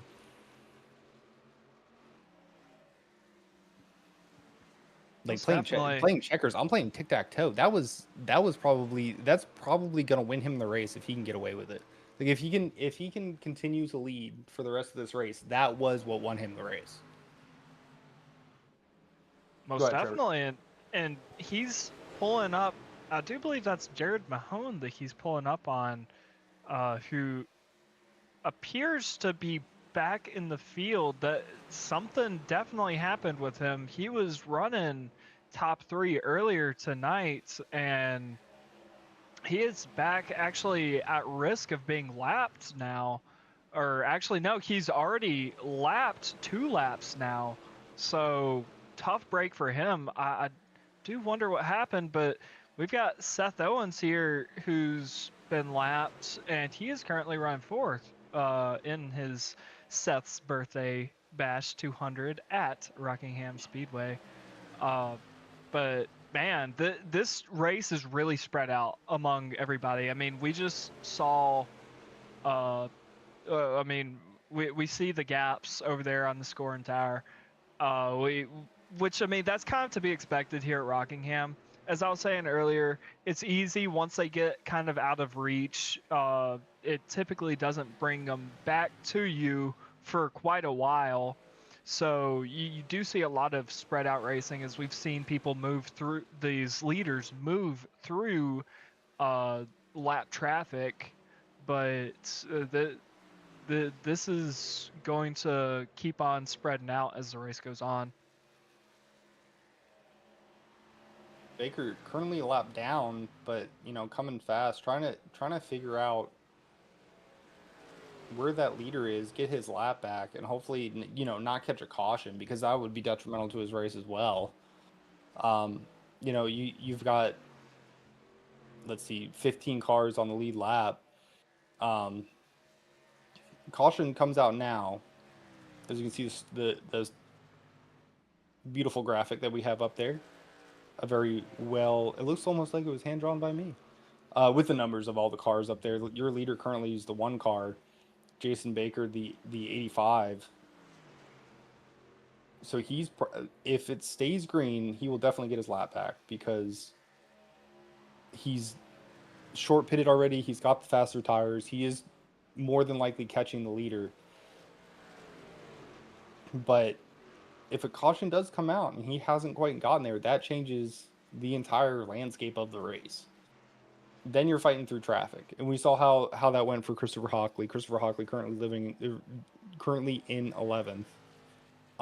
It's hard to get around cars here. I keep saying it, and I know that I sound like I'm beating a dead horse, but I cannot emphasize enough how hard it is to pass here and make up that many positions.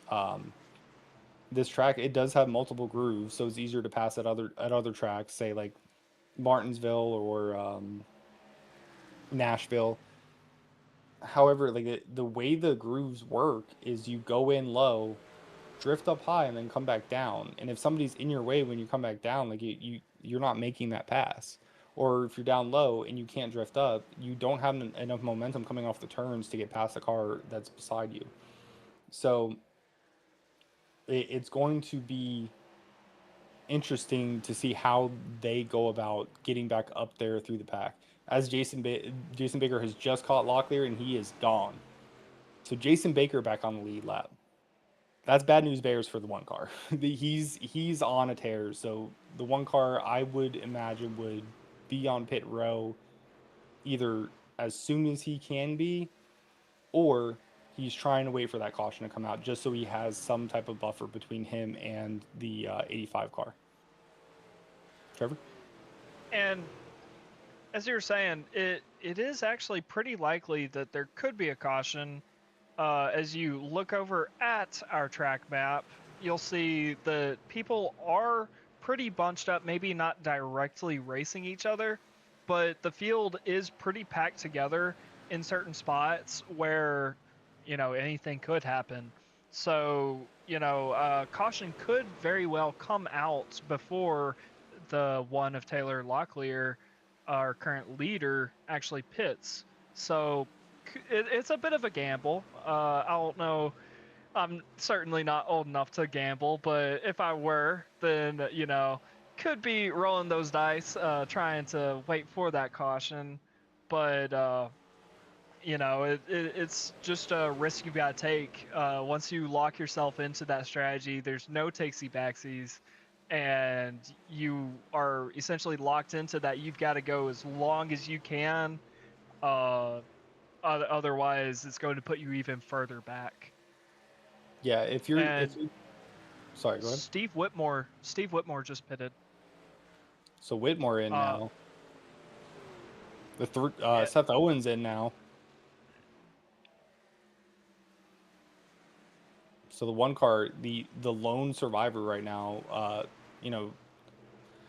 If I were him, I would almost be clutching. Like, you're already going slow. Your tires are nowhere near where the rest of the field is. I would start clutching it in, try to extend as much like fuel that I can get to stay out, because now you're committed to that strategy.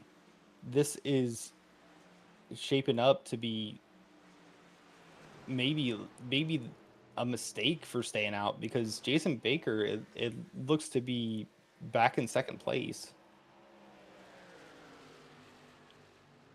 Like, he has gone through the field, and the bunching up of the cars, I would imagine, is because of the fresh tires versus old tires. You have a lot of cars on fresh tires that aren't trying to burn them up too quickly, and then you have the cars that have stayed out. You have the cars that have stayed out on older tires that are already slow. So these faster cars are trying to catch and pass all these slower cars, and that's causing all of the field to be together. You see Locklear putting some pressure on Duna to get past him. He knows he's got to go, but how much longer can he stay out? That was about to be my question. I mean, he, as we've said, he is the last truck to stay out, and he's losing nothing but time, which is our most valuable resource in this world. And so he's definitely kind of locked into that strategy. Oh, very close, going for that overtake. Very close indeed. It looks like he's going to have him into turn one, should he be able to stick that truck on the bottom. But, I mean, he's losing a lot of time. I mean, Jason is already 10 seconds behind, and he hasn't even pitted yet. So he would definitely be going down one lap, if not two. Yeah, Just because of his strategy if he were to pit. I would definitely expect it to be at least 2 laps, because the time difference in the tires right now. Getting off the pit row, you have to take extra time to be very cautious getting onto pit row, because those tires don't have as much grip as these newer guys do. Like the guys on newer tires. And you're watching on screen, you're watching the difference between him and Jason Baker. Jason Baker is eating almost a second a lap on Taylor Locklear. But, the other flip side of this is, if you leave enough room between now and the time that you get tires, you could make up a lot of ground. I don't think that he would quite get back to Jason Baker, but I do think that he would be able to get a lot farther through the field if he went in with, some time on the clock in order to make up that time. So he's in this predicament. Do I stay out as long as I can, or do I start pitting? Because now we have 30 laps to go in the race, and at Rockingham, those laps go by super fast. Trevor? Most definitely. Actually, something that just popped into my head was Mahone at Lime Rock being able to coast at home. I don't quite think that we'll be able to see that same thing happen again with Taylor Locklear, but I'm, I was saying earlier, you've got to stay out as long as humanly possible to try and make that strategy work. But you know, where is the line? And it looks like he's staying out at least one more lap. And, 28 laps left in the race. There's not going to be a whole bunch of time for him to unlap himself and or pass other drivers. So definitely an interesting strategy from Taylor Locklear. We'll see how that plays out for him. Yeah, I definitely believe that Taylor is clutching in the corners because you can see how quickly the time between him and Jason Baker is falling off. Now we got some tires. And look, he's got to be praying to this has got to be like a scene from The Mummy where he's praying to every deity that is in being in order to try to get that caution to come out. Like he is doing a rain dance in his truck right now, hoping that caution comes out so he can go in there and maybe not lose as much time. And the thing is like if a caution came out right now, he still would be he'd be in a fantastic spot. He would have 20 lap almost fresher tires than the rest of the field. But yeah, and he'd be in 7th place. So the risk to that is, do the rest of these guys have an extra set of tires that they can jump in and get to? So it's kind of, what is the risk versus reward on this? But right now he's still leading, until Baker catches him, which, is looking more and more likely as the laps wind down. He's got the point, so I can't say it's a bad strategy, but man, it is going to be risky. Hey, it's not a stupid idea if it works. So, If it's stupid and it works, it's not stupid. And man, I am a box of rocks because that is not a strategy that I would have went with, but it seems to be working thus far. Jason Baker now with the lead dwindled down to 4 seconds, but it's kind of slowing down. That corner, Locklear gained a 10th, and now down the straight he lost a 10th. So it's kind of evening out, but you still run the risk. You can cut a tire in iRacing. I would be terrified of cutting a tire right now, especially at Rockingham, because you hit that wall, you are done. That is your race. So Locklear's got to be kind of sweating bullets right now. I think about how he feels. It's probably like that meme of from Key and Peele where he's just pouring water off the top of his head because he knows that Jason's coming. He knows Jason probably has the fastest car on track right now. But if you're looking at your relatives and you see them that level out, you're like, hey, you know what? Maybe I was right. Maybe that was big brain move.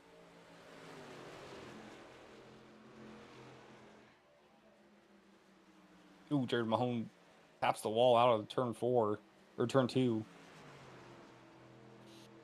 But you guys, so you got Taylor Locklear, you got guys like Jesse Sperling, who's been super dominant all season. You got Jared Mahone, Joshua Robinson, who qualified on pole and fell off, but raced his way back up to the front. All these guys are trying to chase him down, but it really does look like it's leveling out. I wonder if he's just, obviously he's got to be clutching at this point. I mean, 19 to go, he's got to be clutching. But, maybe he's just saved his tires so well. I mean, obviously, it doesn't matter what point you are in the run. If somebody comes on track and has fresh tires, they're going to be faster than you, unless you are literally a Coke Series driver racing, an amateur.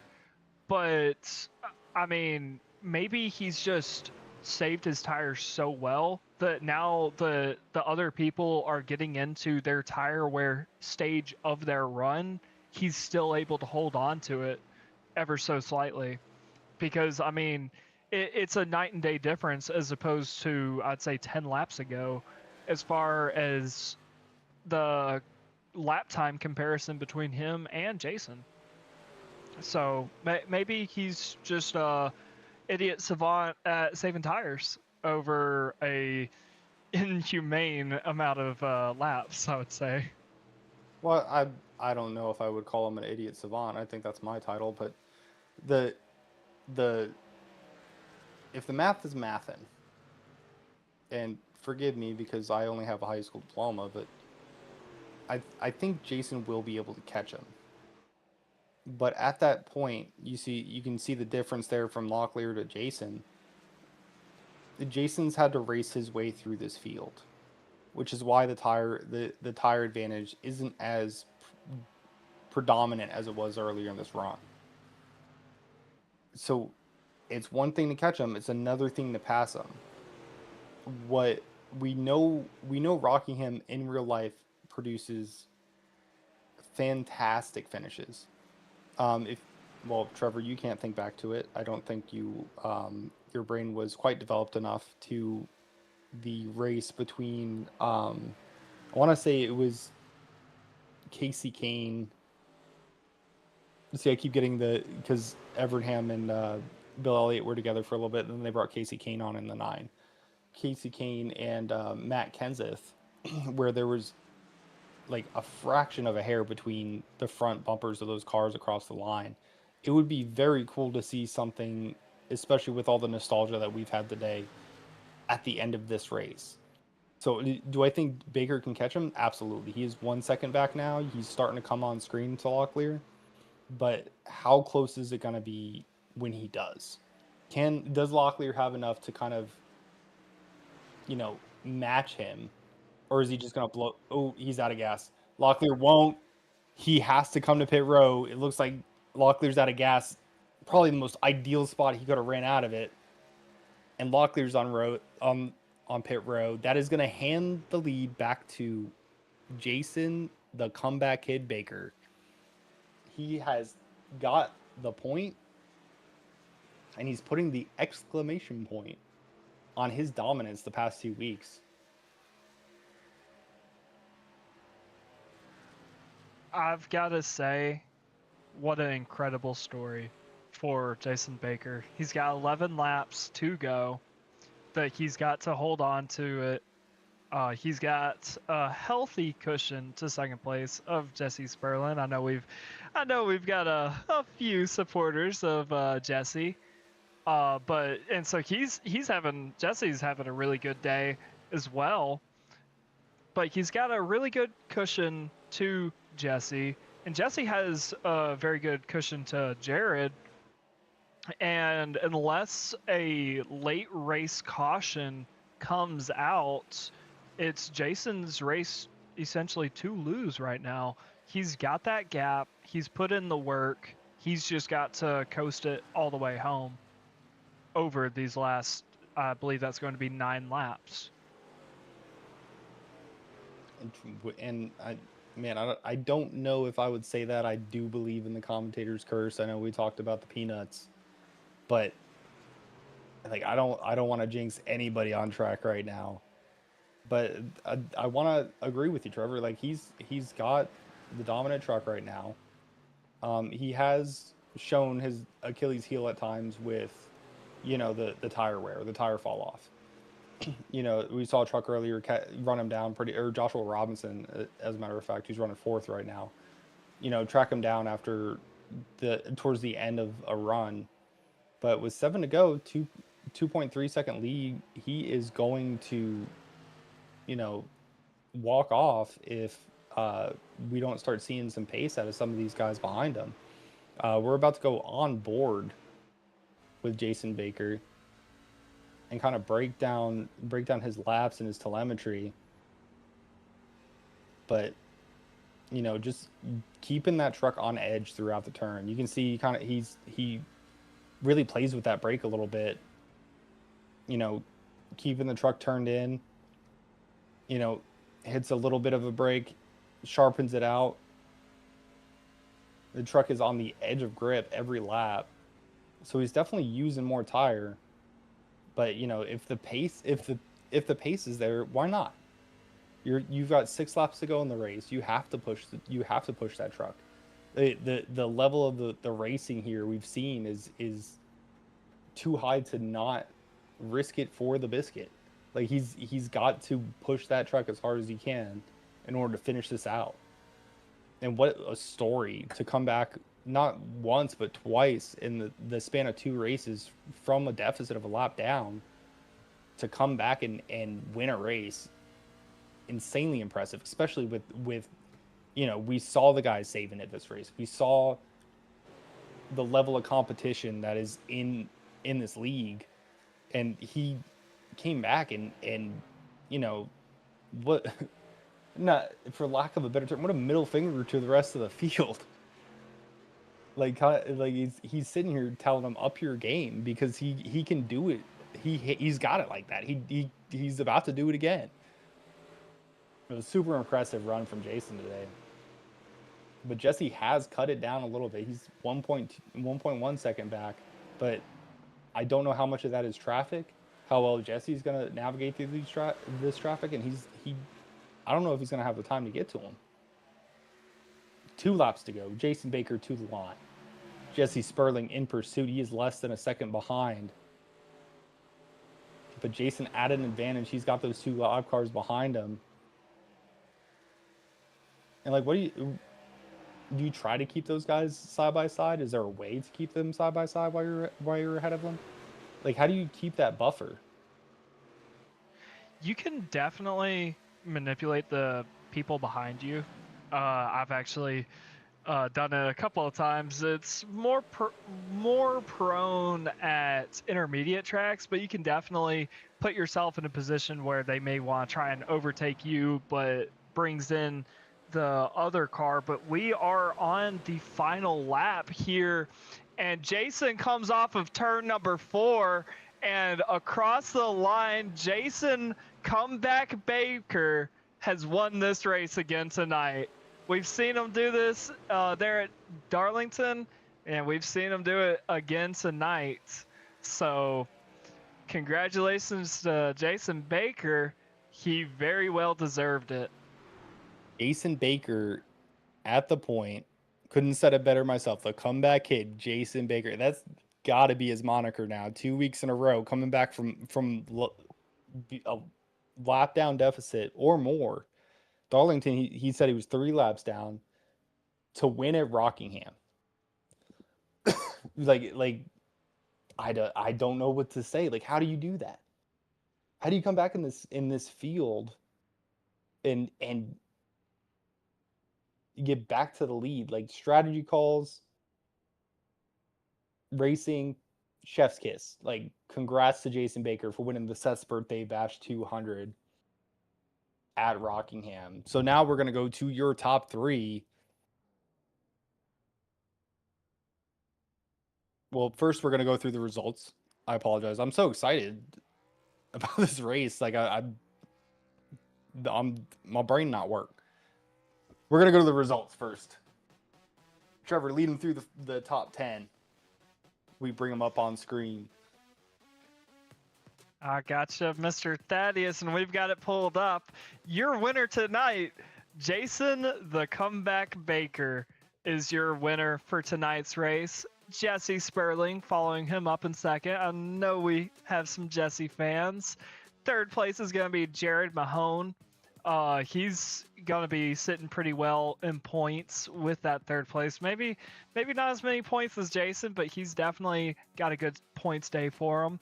Joshua Robinson Saw him lead some laps along with Christopher Hockley. That is going to be your 4th and 5th place.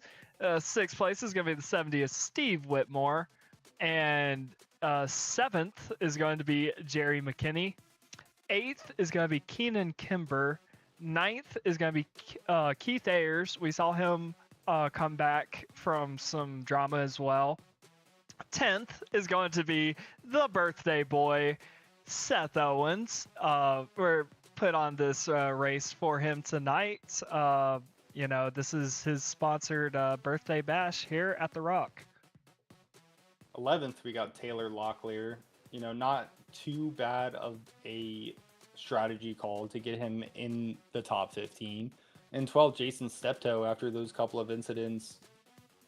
12th. 13th, you got Aaron Longworth. He kind of had a quiet day today, but he will fall a lap down. But 13th, still a respectable position. Matt Casbaro there in 14th. Emil Duna in 15th in that beautiful bluey truck. Caleb Sibbett in 16th. David Palmer in 17th. Joshua Baker in 18th. Excuse me. In 19th, we have CJ Brewer in the 83 truck. He had some trouble today. Chris Griffin, and with that early wreck, he kind of got out of it pretty soon as the race started. And then finally in 21st, we're going to have Will Moore. Rough day for him today. Hopefully he has better luck next week. But now we will go to your top 3, starting with Jared Mahone finishing 3rd. Jared Mahone, 3rd place, another podium. How are you feeling today, sir? I feel all right. After kind of running away with it at the second stage, I thought I had something on people, but just dirty air just sucks. Obviously Jason was quick in the short run, and he'd kind of passed me at almost every short run, but I thought I was saving tires better than him. But yeah, if you got stuck behind people, I just had to burn up so much tire at the end trying to keep up with him. You just get so tight behind people. So then by the end of the run, I had nothing left, and Jesse and Jason were able to drive away with it. So it is what it is. Thought I could have done better, but I think they drove better. I drove a little angry there for a bit when I got rear-ended and dropped back in I don't know, the first or second stage, and then kind of just probably drove a little angry the rest of the race when I shouldn't have. Should have been more disciplined on tire saving, but still a top 3. I'll take it and get some more points and a stage win. So it's good for the season championship still. Yeah, definitely still has you sitting pretty for the championship in the lead. So you're talking about dirty air. Uh, so in what ways do you feel the dirty air's affecting you here at Rockingham today? Yeah, it's just so if you got up behind anybody on really, especially turn 1 and 2, if you got up behind people, your car just got really tight. You had to put more wheel into it. You couldn't get on the throttle out of the corner. If you could get right up onto someone in 1 and 2, you could get them a little loose, but it's just, and then traffic, a lot of lap traffic, so you're just behind people a lot. And yeah, it just on all the corners, if you had clean air, you could run it fast and you could save tire doing it. And as soon as you got behind someone, you just had to put a lot more wheel into it, and you're just scrubbing your right front. And I think my right front was down to low 60s by the end of that last run, so didn't have much more to give, unfortunately. Still a super impressive run. Super consistent this season. Trevor, do you have any questions for our 3rd place finisher today? So I do believe right as you got loose, we were actually talking about how y'all are really good at saving the truck.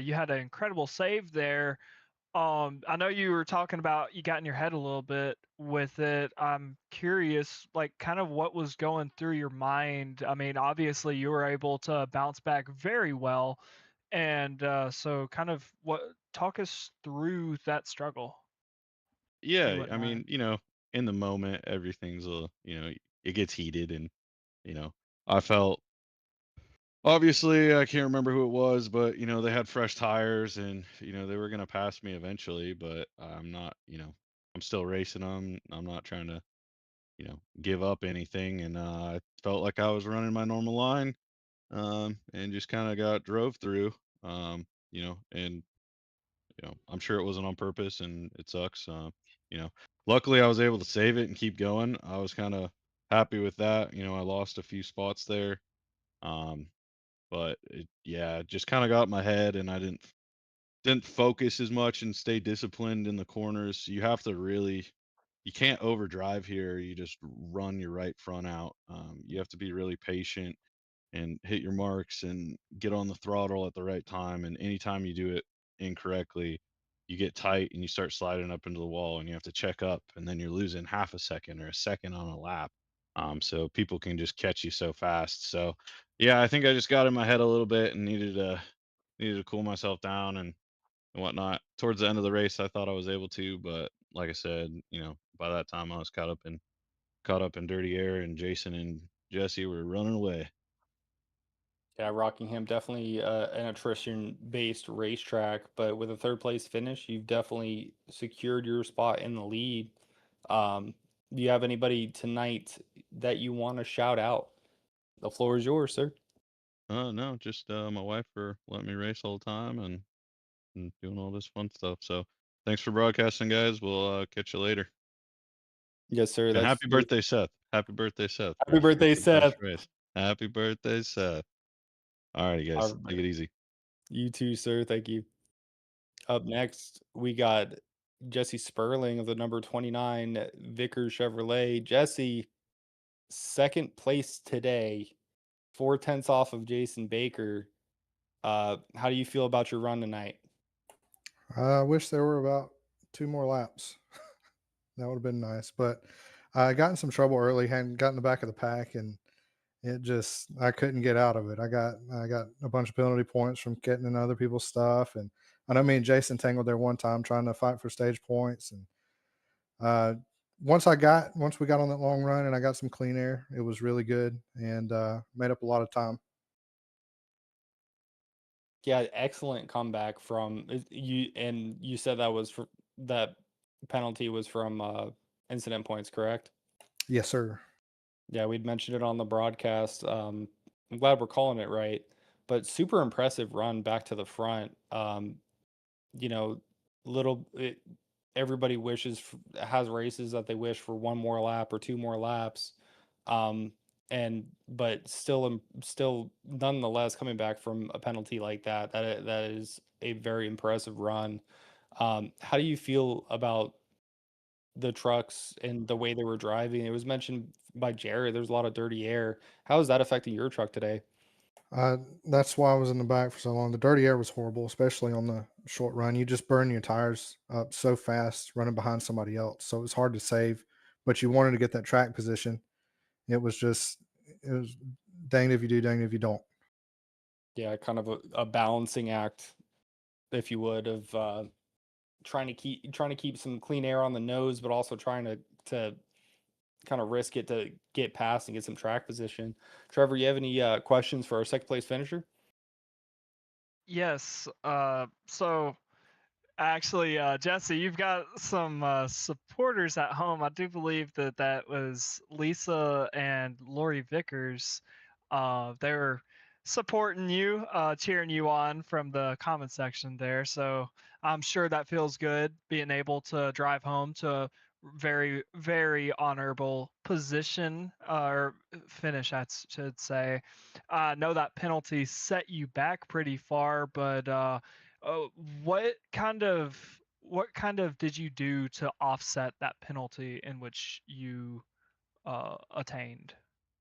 Well, I knew at that point I was going to be a lap down and I had to get the lucky dog. So I put on some fresh tires and The first caution that come, I don't think I got the lucky dog, but then it was at the stage break. I was able to get the lucky dog, and then I just kept it was like 7 lap old tires on for a little bit, and then there was another caution where I got to pit, and that made my strategy for the last green flag run. It shortened my stages that I had to run on each set of tires, so it really helped me out in the long run. It was just getting there. Absolutely. Well, nonetheless, you're up here a lot with us. As always, we appreciate your time. We appreciate you sponsoring that race. You have anybody that you want to shout out? The floor is yours, sir. Yeah, man. I want to shout out my wife and my daughter Josie. My mom is Lisa, and my aunt is Lori in the comments. So shout them out for watching every week. Um, Shout out Vickers Auto Parts. Shout out to Caleb and Josh Robinson, my teammates. We've put in a lot of time this week to try and get the most out of this track. Shout out to you guys for broadcasting. Shout out to Duna for putting the league on. And happy birthday to Seth. Happy birthday, Seth. Let's go. Well, excellent job tonight, man. All as always, it's a pleasure, and thank you for taking the time for the interview, Yeah, man. Thank you guys. bro. And here he is, your winner tonight, Jason, the comeback kid Baker. What is going on, buddy? Down a Hey, lap, back to the front. How was your race tonight? uh, I mean, it was eventful, frustrating, and then It ends on the best note it can, I guess. Most definitely. I was talking to Trevor about it when it was happening. The win that moved the move of the race, the move that won you this race was that entry in the pit row. I Yeah, don't know how you pulled that off without speeding, but that was the moment that turned this race into a win for you. yeah. What were you thinking going into pit row? Like how did you plan Honestly, that I out? didn't want to pit. I didn't want to pit then. I wanted to run like another 5 laps, Mhm. but with Jared pitting about 2 laps, maybe 3 laps before me, um, I was just like, I'm giving up too much time to him. I didn't know that he had slid through his box. He just told me that. But Mhm. I just figured I was giving up way too much time to him. And then Jesse called it out over the radio that he was pitting, and I'm like, well, I can't. So I had to literally right there in that instant make the decision to go ahead and pit. And I'm trying to remember who it was. Uh, Joshua Robinson had the lead, and he Mhm. was going down pit road. I mean, he entered pit road, but he stayed close to the wall. So I was like, I'm just gonna go around him. So yeah, it was a really good pit entry. Yeah, that was probably the best pit entry of all time that I've seen. Like that 100% in my mind won you the race. Trevor, you have any questions for Mr. Baker? So we saw you a lap down, coming back, fighting the leaders, trying to get your lap back. Um, and it was very apparent then that you had really good pace at this track. So I know we talked about the move that won you the race, but let's talk about what point in the race did you realize you had the truck of the race to be able to win it? Uh, I knew when I was able to stay there running with them during stage 2, but I was in the dirty air and I wasn't really trying to screw any of them up. I wanted to get by them and unlap myself that way. But once I realized I couldn't do that, it was kind of like just settle in and kind of ride. But I could tell that, I'm hanging right with them. And then once we got, like, I knew if I could get clean air, then I could stretch the lead out. Um, but Jared was better than me on the long run tonight.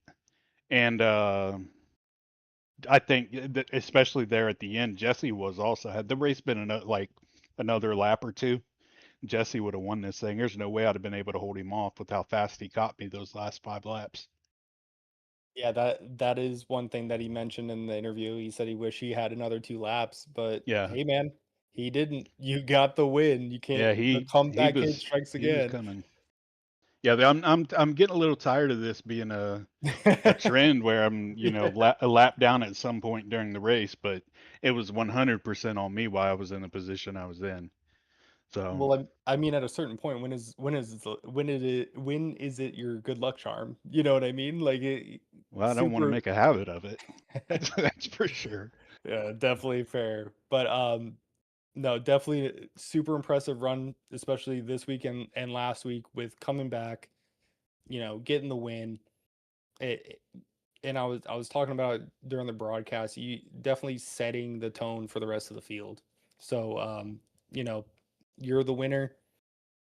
Anybody you want to Somebody, shout out, your fans, all that? Go ahead.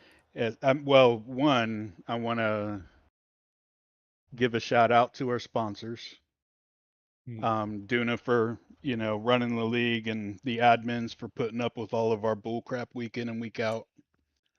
You guys putting the broadcast on, and I watched the replay back, and the shout out for all of the military veterans and everything like that with getting some mental help or anything that we can do. I'm down for that also, so keep me in mind if you guys need anything. Absolutely, sir. And I mention it every time. You guys have those beautiful paint schemes on there. You got the EGA on Yeah, there. You that's have my to brother. represent. My brother makes some of the. I mean, dude, some of the paint schemes that he comes up with me are pretty badass. I can't wait for you guys to see the Soda Wars paint scheme. Oh yeah, I'm looking forward to that race. It's gonna. Soda I Wars. think mine is gonna stand out amongst the rest of them for two particular reasons. I'll just leave it at that. Oh, leaving some breadcrumbs, huh? Well, excellent job tonight, Mr. Baker. Appreciate you coming up here for the interview and appreciate your service. And hell of a show, dude. Good job Yeah, tonight. thank you very much. Oh, and Thanks. happy birthday to Seth, by the way. Happy birthday, Seth. Gotta say it, man. Yeah. That is your winner tonight of Seth's Birthday Bash 200. But wait, there's more. We have the birthday boy in the booth, Seth Owens. Happy birthday to you, sir. I tell you what, boys, you all flatter me too much.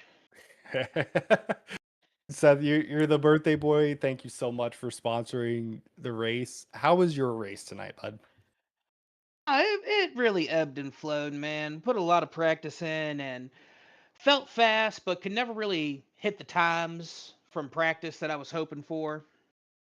Uh, but qualified well, ran up in the top 5 for some time, got some stage points tonight, so overall can't be too mad. And come that last stage, just tried to run it long as possible. I knew there was an early caution in that last stage, and really debated. I burned a set of tires near the end of stage 2 and that one caution because I was hoping to jump up and steal some extra stage points, but got loose coming out of 3 or got loose into 3 on like the first lap of that run and fell back. And once you got caught in the dirty air back there, man, it was tough to pass unless you had like a it felt like unless you had like a significant tire advantage, it felt like a struggle to pass guys once you got a little bit further buried into the pack.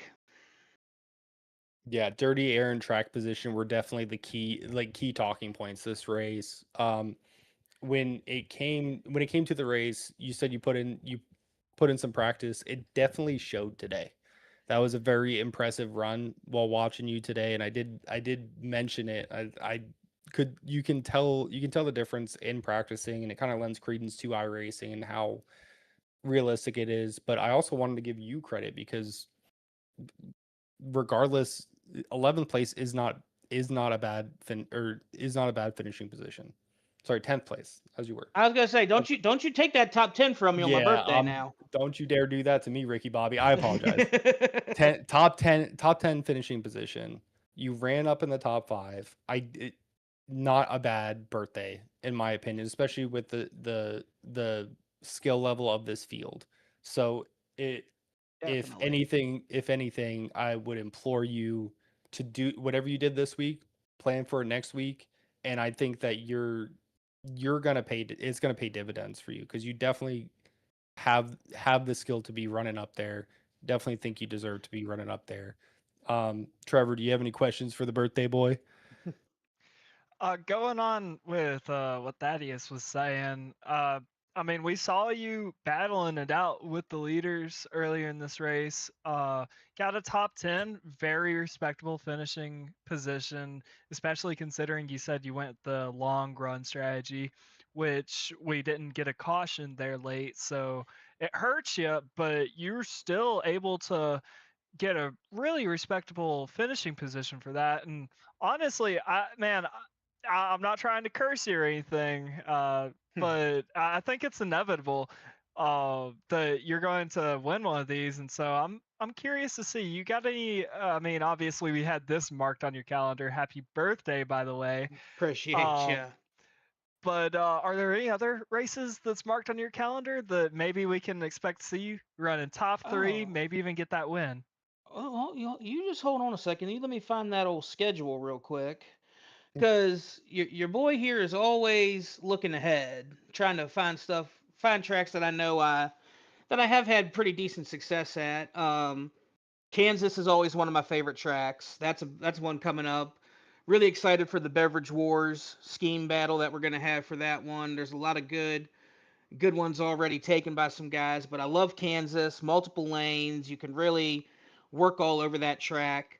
Um, Texas, not a lot of people are huge fans of Texas, but I've it, I've only been doing iRacing for about 2 years now, but I have I don't have any wins at Texas, but I've been usually pretty consistent running in top fives and officials at Texas, so I really enjoy that one.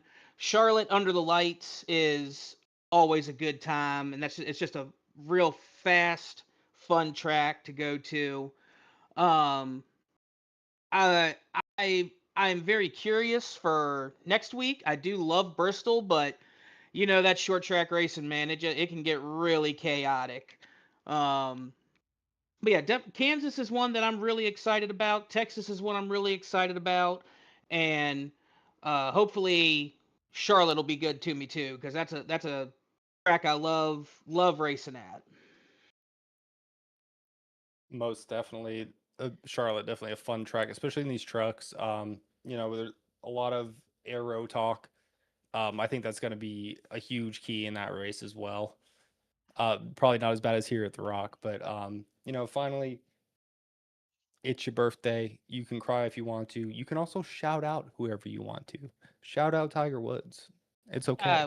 I tell you, man, I want to first of all shout you guys out. I appreciate you guys being here every week for the league, man.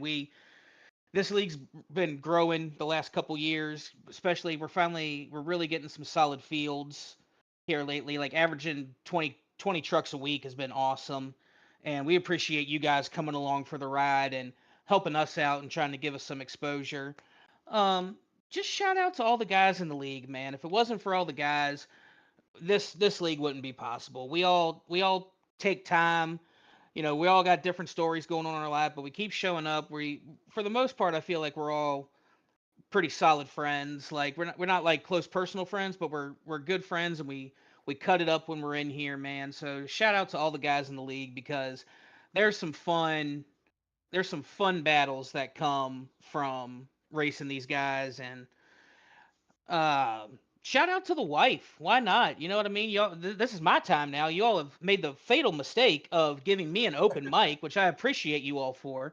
But shout out to the wife, man. We got a big week coming up. It's Easter week, and being married to a pastor, it's like having two full-time jobs this week. So we're just gonna kick back and enjoy tonight, and just get ready for the next one next week, man. Like, yeah, man. Well, fantastic race. Thank you for sponsoring it, and happy birthday, man. Appreciate Hey, you I coming really up here to really talk. appreciate you guys, man. You can pull me up mid race if you want to. You might hear some things you don't want to hear, but you pull me up whenever you boys want to. Hey, until YouTube bans us, we'll do whatever. It's all right, dude. No, Remember the great community job. Great job. guidelines. Yeah, yeah, All yeah. right. No, I'm just kidding. But no, All right. fantastic night tonight, dude. Happy Appreciate you guys, birthday. man. Thank y'all. No problem, man.